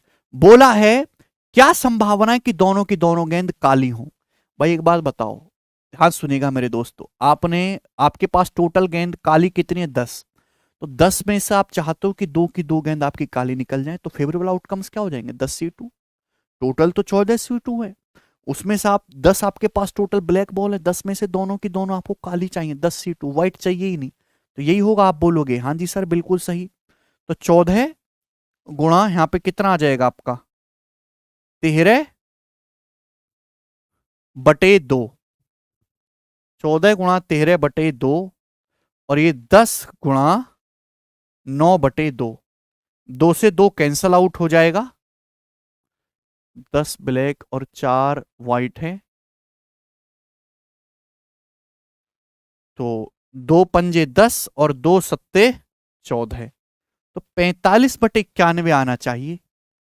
कुछ गड़बड़ है, 45/91। इसके ऑप्शन गलत हैं, इस सवाल के ऑप्शन गलत है, 45/91 ही सवाल का आंसर आएगा, 45/91। ठीक है भाई, बात समझ में आई। आगे चलेंगे। एक डिब्बे में 2 काली 6 हरी और 4 पीली गेंद हैं। 2 गेंद इसमें से निकाली जाती हैं, तो दोनों के ग्रीन होने की, दोनों के हरे कलर की होने की क्या प्रोबेबिलिटी। सेम क्वेश्चन है, आपने टोटल कितनी बॉल है 2 6 8 4 12, 12 बॉल है, 12 में से आपने कितनी बॉल निकाली 2 बॉल निकाली, तो टोटल आउटकम हो गए 12 में से आप 2 बॉल निकालो। आपसे पूछा क्या संभावना है कि दोनों की दोनों हरे कलर की हो। हरे कलर की आपके पास बॉल है कितनी, 6। आप चाहते हो कि 6 में से दोनों की दोनों हरे कलर की निकल जाए, फेवरेबल आउटकम है। तो क्या आएगा मेरे दोस्तों, 6 गुणा 5/2 एकम 2, और नीचे भी मेरे दोस्तों 12 गुणा 11/2 एकम 2, ये कैंसल आउट हो जाएगा यहाँ पे, 6 दूनी 12, तो आ जाएगा आपका 5/22। डी ऑप्शन इस सवाल का एकदम सही उत्तर हो जाएगा। एक थैले में 7 व्हाइट है, 9 ब्लैक बॉल्स हैं। 2 बॉल्स इसमें से निकाली जाती है रैंडम, एक के बाद एक। प्रोबेबिलिटी क्या है कि एक उसमें से व्हाइट हो और दूसरी क्या हो, ब्लैक हो। एक व्हाइट हो और एक उसमें से ब्लैक हो, बताओ। एक सफेद और दूसरी के काली होने की प्रोबेबिलिटी बताइएगा, कैसे करेंगे। This is one of the best question मेरे दोस्त, जिसमें आपको ध्यान लगाना है। अब इसमें मेरे प्यारे भाई, ये दोनों जो यहां पे 2 इवेंट बोले हैं मेरे दोस्तों, और दोनों एक दूसरे पे डिपेंडेंट हैं कि एक आपको सफेद गेंद निकालनी है और दूसरी आपको काली गेंद निकालनी है मेरे दोस्त। आप 7 और 9 टोटल आपके पास 16 बॉल्स हैं। 16 में से आप कितनी बॉल निकाल रहे हो, 2 बॉल। ये आपके टोटल आउटकम्स होंगे। इतने तरीके से आप बॉल निकाल सकते हो। एक आपको मेरे दोस्तों सफेद चाहिए और दूसरी आपको काली बॉल चाहिए। तो 7 बॉल सफेद है, 7 में से एक आपको सफेद चाहिए, और एक 9 ब्लैक बॉल है, 9 में से एक आपको ब्लैक चाहिए। क्लियर। आप बोलोगे हां जी सर, बिल्कुल सही बात समझ में आ गई। ठीक है भाई, सॉरी, इनटू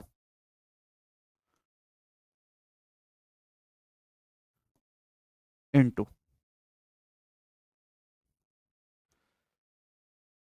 ठीक है भाई। 7 में से एक आपको व्हाइट चाहिए और 9 आपको ब्लैक चाहिए, तो 7 नाम हो जाएगा 63, और नीचे कितना आएगा, 16 गुणा 15/2। तो ये मेरे दोस्तों 2 से 16 8 बार चला जाएगा ना, 3 से 21 बार, और ये आपका जाएगा 5 बार। तो 21/40, 21/40 इसकी प्रोबेबिलिटी है। ऑप्शन नंबर ए ही सवाल का आंसर है।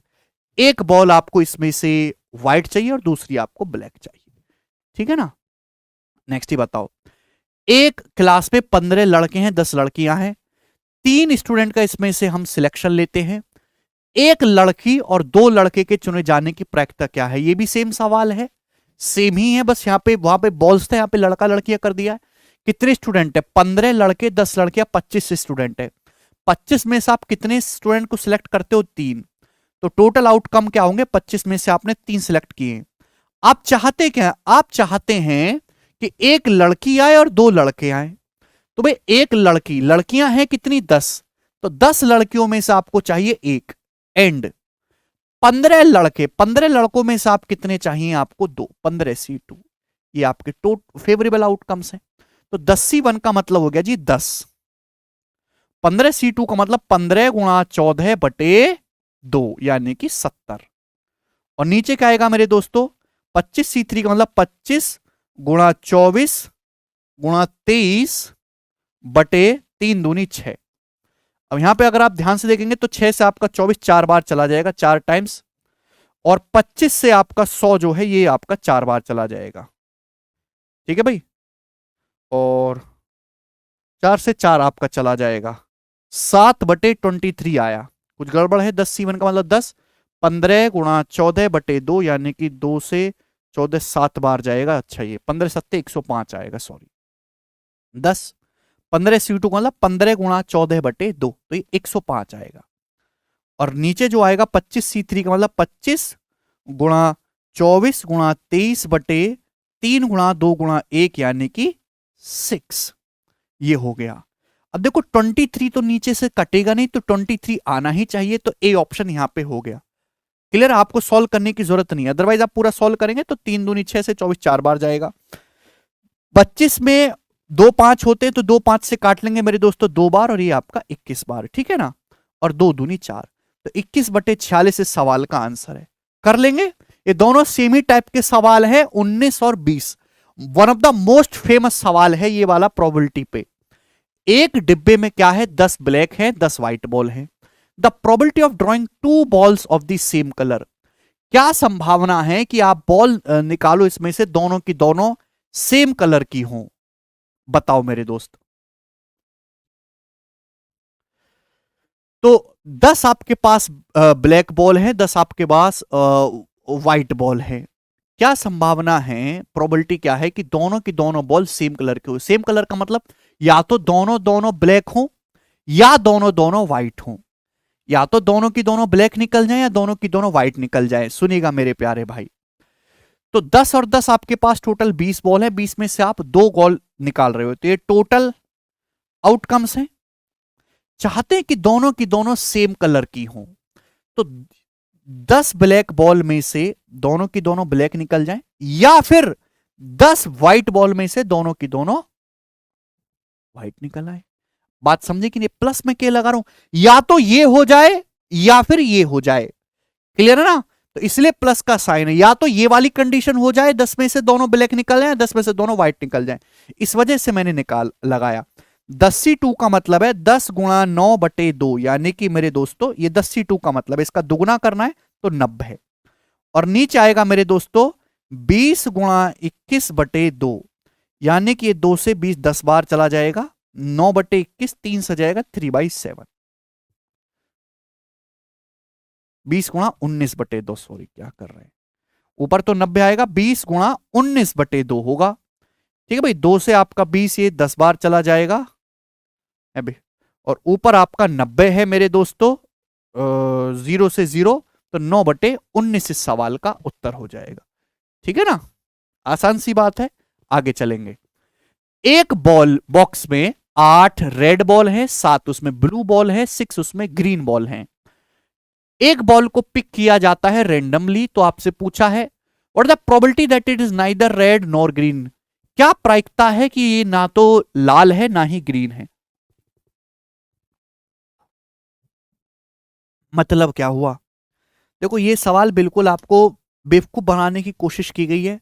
अरे भैया ना तो लाल है ना ग्रीन है, तो इसका मतलब क्या है, ब्लू बॉल निकालनी है। तो सीधा सीधा ये भी तो कह सकते हो कि क्या प्रोबेबिलिटी है कि जो बॉल आपने निकाली वो ब्लू कलर की बॉल्स हो। यही तो मतलब है इस बात का। आपने बॉल 8 7 15 और 6 21 बॉल आपके पास टोटल है, और आप इसमें से क्या कर रहे हो, एक गेंद निकाल रहे हो, तो ये टोटल आउटकम्स होंगे। अभी मेरे दोस्तों ना तो ग्रीन आनी चाहिए और ना ही रेड आनी चाहिए, मतलब क्या आनी चाहिए, ब्लू। यानी कि मेरे दोस्तों 7 ब्लू बॉल्स में से एक निकल के आ जानी चाहिए, तो प्रोबेबिलिटी आएगी 7/21, 1/3 सवाल का आंसर हो जाएगा। नेक्स्ट ही बताओ, एक बॉल में 4 व्हाइट है, 5 रेड है, 6 ब्लू बॉल्स है। 3 बॉल्स रेंडमली निकाली जाती हैं बैग से, तो प्रोबेबिलिटी बताओ कि all of them are red. 3 ball निकाली जाती हैं, सारी की सारी रेड बॉल्स हो, सभी की सभी नहीं कर सकते। 4 5 9 6 15, 15 टोटल बॉल्स हैं। 15 में से आप कितनी बॉल निकालते हैं, 3 ही टोटल आउटकम हो गए।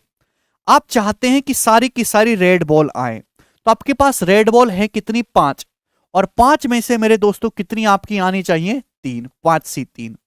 तो 5C3 को आप लिख सकते हो मेरे दोस्तों, 5C3 का मतलब है 5C2, और 5C2 का मतलब 5 गुणा 4/2, यानी कि 10, और 15C3 का मतलब 15 गुणा 14 है भाई, और गुणा 12। ठीक है भाई, बटे 3 दूनी 6, यही आएगा, 6 दूनी 12 मेरे दोस्तों। 2 से 10 5 बार जाएगा, 5 से 15 3 बार जाएगा, तो 1/42। 15 गुणा 14 गुणा 13 होना था, गड़बड़ हो गई फिर से। देखो 5C3 का मतलब 5 और 20/2 10, 15C3 का मतलब 15 गुणा 14 गुणा 13/3 दूनी 6। ठीक है भाई, आप बोलोगे हाँ जी सर। 3 पंजे 15, 3 दूनी 6, 2 से 14 7 बार जाएगा, और 5 से 10 2 बार, 2/91 इसका आंसर है, सी ऑप्शन। समझ में आया ना? कुछ भी नहीं है, केवल लैंग्वेज का खेल है। सबसे आसान सवाल ये होते हैं, भर भर के पेपर में आते हैं। एक बॉल में डब्बे में 6 व्हाइट बॉल है, 7 ब्लैक बॉल है। दोनों गेंदों को निकाला जाता है रैंडम। प्रोबेबिलिटी क्या है, both of them are different colour. क्या संभावना है कि दोनों अलग अलग कलर की हों। Now this is one of the fantastic question. बताओ क्या संभावना है कि दोनों जो हैं अलग अलग कलर की हों।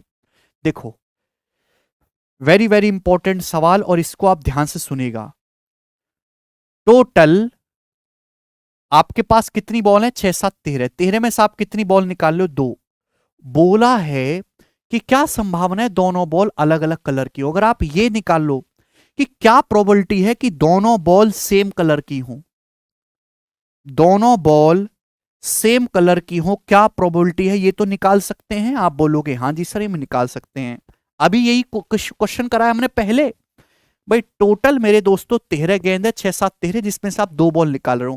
क्या संभावना है दोनों बॉल सेम कलर की हो, या तो दोनों सफेद हो या फिर दोनों ब्लैक हो। यानी कि या तो 6 में से दोनों सफेद हो है भाई, या फिर 7 ब्लैक में से दोनों की दोनों ब्लैक हो। ये है सेम बॉल आने की प्रोबेबिलिटी। आप बोलोगे जी सर 6C2 का मतलब 6 पंजे 30/2 15, 7C2 का मतलब 7 छिंग 42/2 21, और 13C2 का मतलब 13 गुणा 12/2। तो 21 + 15 36, और 12 से 36 चला जाएगा 3 बार, तो 2 तिया 6/13 आ गया। ये सेम कलर की बॉल आने की प्रोबेबिलिटी है। तो दोनों के अलग अलग कलर आने की प्रोबेबिलिटी क्या है। अगर सेम दोनों बॉल के सेम कलर आने की प्रोबेबिलिटी 6/13 है, तो डिफरेंट डिफरेंट कलर आने की प्रोबेबिलिटी क्या है, 1 में से घटा दो, 1 - 6/13 7/13 सवाल का आंसर आएगा। बहुत ही मस्त सवाल है।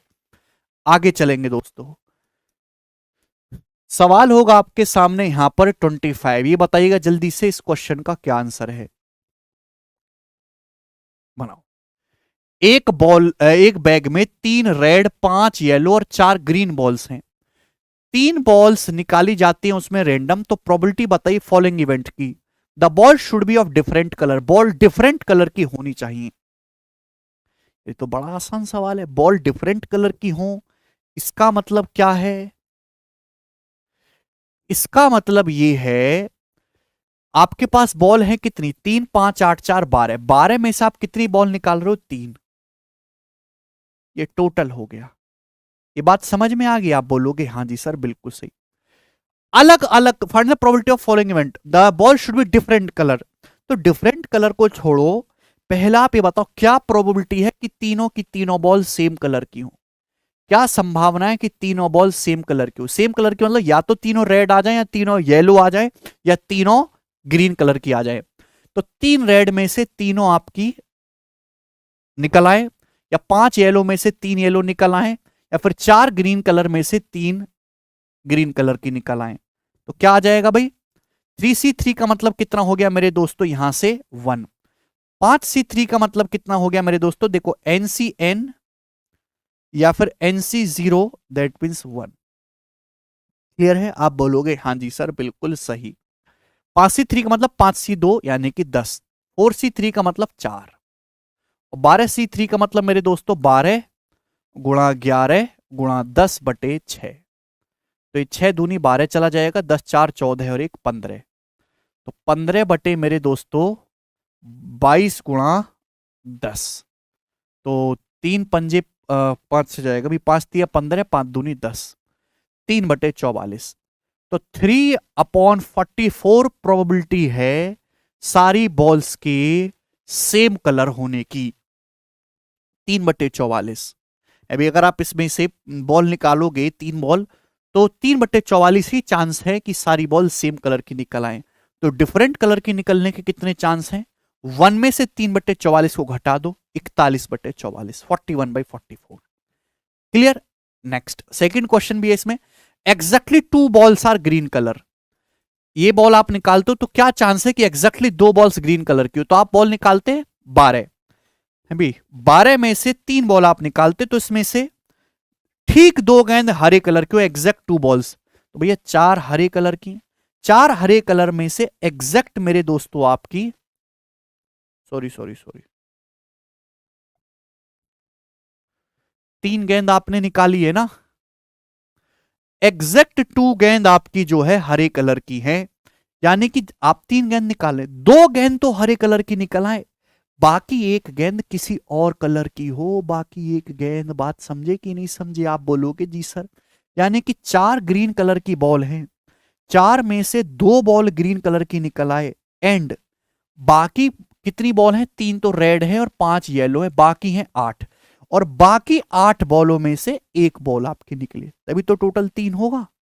3 बॉल्स आपकी निकालने, जिसमें से 2 आपको ग्रीन चाहिए और बाकी एक अदर किसी कलर की हो। तो 4 में से 2 ग्रीन ले लो, बाकी 8 बॉलों में से कोई एक उठा लो। तो 4C2 का मतलब हो गया भैया 4 तिया 12/2 6, और 8C1 का मतलब 8। 12C3 का मतलब 12 गुणा 11 गुणा 10/6। आप बोलोगे जी सर, तो 12 से मेरे दोस्तों 4 बार कट जाएगा, और 2 दूनी 4, 2 पंजे 10, तो 12/55। तो इस सवाल का जो आंसर है 12/55 है, बी ऑप्शन। बहुत ही बेहतरीन दोस्तों सवाल था ये। आगे चलेंगे, सवाल नंबर है आपके सामने यहां पर 26। ये बताइएगा मेरे दोस्त, यस, अब यहां से ये बॉल वाला हो गया। 3 क्वेश्चन मैं आपको कराऊंगा, बहुत ही जबरदस्त सवाल है अगली वैरायटी के। एक आदमी और एक वाइफ जो है, उसकी वाइफ इंटरव्यू देने गए for 2 vacancies in the same post. Same post के लिए उस पर 2 वैकेंसी है। हस्बैंड के सिलेक्ट होने की प्रोबेबिलिटी 1/7 है, वाइफ के सिलेक्ट होने की प्रोबेबिलिटी 1/5 है। What is the probability that only one of them is selected? क्या प्रोबेबिलिटी है मेरे दोस्तों कि उनमें से कोई एक सिलेक्ट होता है? देखो, 2 पोस्ट है, हस्बैंड के सिलेक्ट होने की प्रोबेबिलिटी 1/7 है, यानी कि हस्बैंड के सिलेक्ट ना होने की प्रोबेबिलिटी 6/7 है, वाइफ के सिलेक्ट हो जाने की प्रोबेबिलिटी 1/5 है। तो वाइफ के सिलेक्ट ना होने की प्रोबेबिलिटी कितनी है? 4/5। आपसे पूछा है मेरे दोस्तों, क्या संभावना है कि केवल एक ही सिलेक्ट होगा? मतलब हस्बैंड सिलेक्ट हो जाए तो वाइफ रह जाए, वाइफ सिलेक्ट हो जाए तो हस्बैंड रह जाए। तो यहां पे 2 केस हैं, 2 केस। हस्बैंड सिलेक्ट हो जाता है 1/7, तो वाइफ सिलेक्ट नहीं होनी चाहिए, यानी कि 4/, हस्बैंड सिलेक्ट हो जाता है 1/7 एंड वाइफ सिलेक्ट नहीं होनी चाहिए 4/5। एक केस तो ये बन गया। प्लस या फिर हस्बैंड ना सिलेक्ट हो 6/7 और आपकी जो है वाइफ सिलेक्ट हो जाए 1/5। ये होगा कि नहीं होगा? आप बोलोगे हाँ जी सर, बिल्कुल समझ में तो आया, ये मजेदार केस था। तो कितना है मेरे दोस्तों? 35, 6 4 10। ये 5 से जाएगा, 5 दूनी 10, 5 सत्ते 35, 2/7 इसका आंसर होगा, बी ऑप्शन। मजेदार सवाल है ये। ठीक है जी, नेक्स्ट क्वेश्चन की तरफ हम चलेंगे। सवाल है आपके सामने यहां पर 27। ये बताओ जल्दी से, ए 75% केसेस में सच बोलता है, बी 80% केसेस में सच बोलता है। In what percent of cases, कितने परसेंट केसेस में they are likely to contradict each other, वो एक दूसरे के साथ कॉन्ट्राडिक्ट करेंगे narrating the same incident, same incident को नरेट करने में। भाई कॉन्ट्राडिक्ट कब होगा? जब एक सच बोल रहा हो दूसरा झूठ बोल रहा हो, या ये सच बोल रहा हो ये झूठ बोल रहा हो। तो यहां भी आपके सामने 2 केस बन सकते हैं। बात समझ में? आप बोलोगे जी सर बिल्कुल सही। ए 75% मामलों में सच बोलता है, तो ए के सच बोलने की प्रोबेबिलिटी 3/4 है, तो ए के झूठ बोलने की प्रोबेबिलिटी है 1/4। इसी तरीके से भी 80% मामलों में सच बोलता है, यानी कि 4/5, तो बी के झूठ बोलने की प्रोबेबिलिटी कितनी है? 1/5। आप बोलोगे हाँ जी सर, अगर ए सच बोल रहा है 3/4 प्रोबेबिलिटी के साथ, इसका मतलब बी झूठ बोलेगा 1/5, तभी तो कॉन्ट्राडिक्ट करेंगे। ए अगर सच बोल रहा है तो आप बी को झूठ बोलना चाहिए, और अगर ए झूठ बोल रहा है तो भाई बी को सच बोलना चाहिए। आप बोलोगे हाँ जी सर बिल्कुल सही, 4/5। तो कितना आएगा मेरे दोस्तों? 20 और ऊपर हो जाएगा 3 4 7, 7/20। तो 7/20 केसेस में ये एक दूसरे को कॉन्ट्राडिक्ट करेंगे। ये परसेंटेज में पूछा, 1/20 5%, तो 7/20 35%। 35% केसेस में ये एक दूसरे की बातों का खंडन करेंगे। समझ में आया? हाँ जी आया। ये बताएंगे लास्ट 28 नंबर, जवाब दो। करो। एक बॉक्स में 20 बल्ब हैं, जिसमें से 4 बल्ब डिफेक्टिव हैं। अच्छा, 2 बल्ब इसमें से निकाले जाते हैं randomly. The probability that at least one of these is defective, क्या प्रोबेबिलिटी है कि इनमें कम से कम एक तो खराब है? कम से कम एक तो खराब है, इसका मतलब सारे बल्ब सही नहीं है।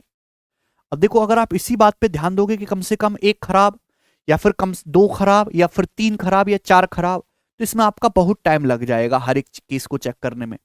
आपके पास है 20 बल्ब, 20 में से आपको कितने बल्ब निकालने? 2। तो ये टोटल केसेस आपके पास इतने हैं। अब आपसे पूछा कि क्या चांसेस हैं, कितनी प्रोबेबिलिटी कि कम से कम एक बल्ब खराब हो। आप ये देखो कितने चांसेस हैं कि सारे बल्ब सही हैं, कितने चांसेस हैं कि सारे बल्ब मेरे दोस्तों आपके सही हैं। बताओ, ये सवाल मैं आपसे पूछ लेता हूं। तो 20 बल्ब हैं जिसमें से खराब 4 हैं, तो 16 बल्ब आपके करेक्ट है, सही है। तो 16 करेक्ट बल्बों में से, 16 सही बल्बों में से 2 बल्ब आप निकाल लो, तो ये आपके 20 बल्बों में से सारे के सारे सही आने की प्रोबेबिलिटी हो गई। आप बोलोगे हाँ जी ये कैलकुलेट करना आसान था, 16 गुणा 15/2 और 20 गुणा 19/2। ठीक है भाई, तो यहां पे 5 या 15, 5 चौक 20, 4 चौक 16, यानी कि आ गया 12/19, 12/19 आ गया। तो 12/19 मेरे दोस्तों सभी सही बल्बों के निकलने की प्रोबेबिलिटी है। तो आपसे पूछा कम से कम एक बल्ब खराब होने की प्रायिकता क्या है। अगर सारे के सारे बल्ब सही होने की प्रोबेबिलिटी 12/19 है, तो एक में से अगर 12/19 को घटा दूंगा तो कम से कम एक बल्ब खराब होने की प्रोबेबिलिटी आ गई कि नहीं आ गई, 7/19। आप बोलोगे हाँ जी बिल्कुल सही बात समझ में आई, ठीक है ना। तो जहां आपके केसेस ज्यादा होते हैं तो आप उसका दूसरा वैल्यू निकाल लीजिए मेरे दोस्तों, और 1 में से घटा के आप इजीली कर सकते हैं। ठीक है भाई, चलो। और ये चैप्टर के वेरी जो मतलब सबसे ज्यादा रिपीटेड टाइप्स है वो समाप्त हो चुके हैं, बाकी बाद में। पहले 1/36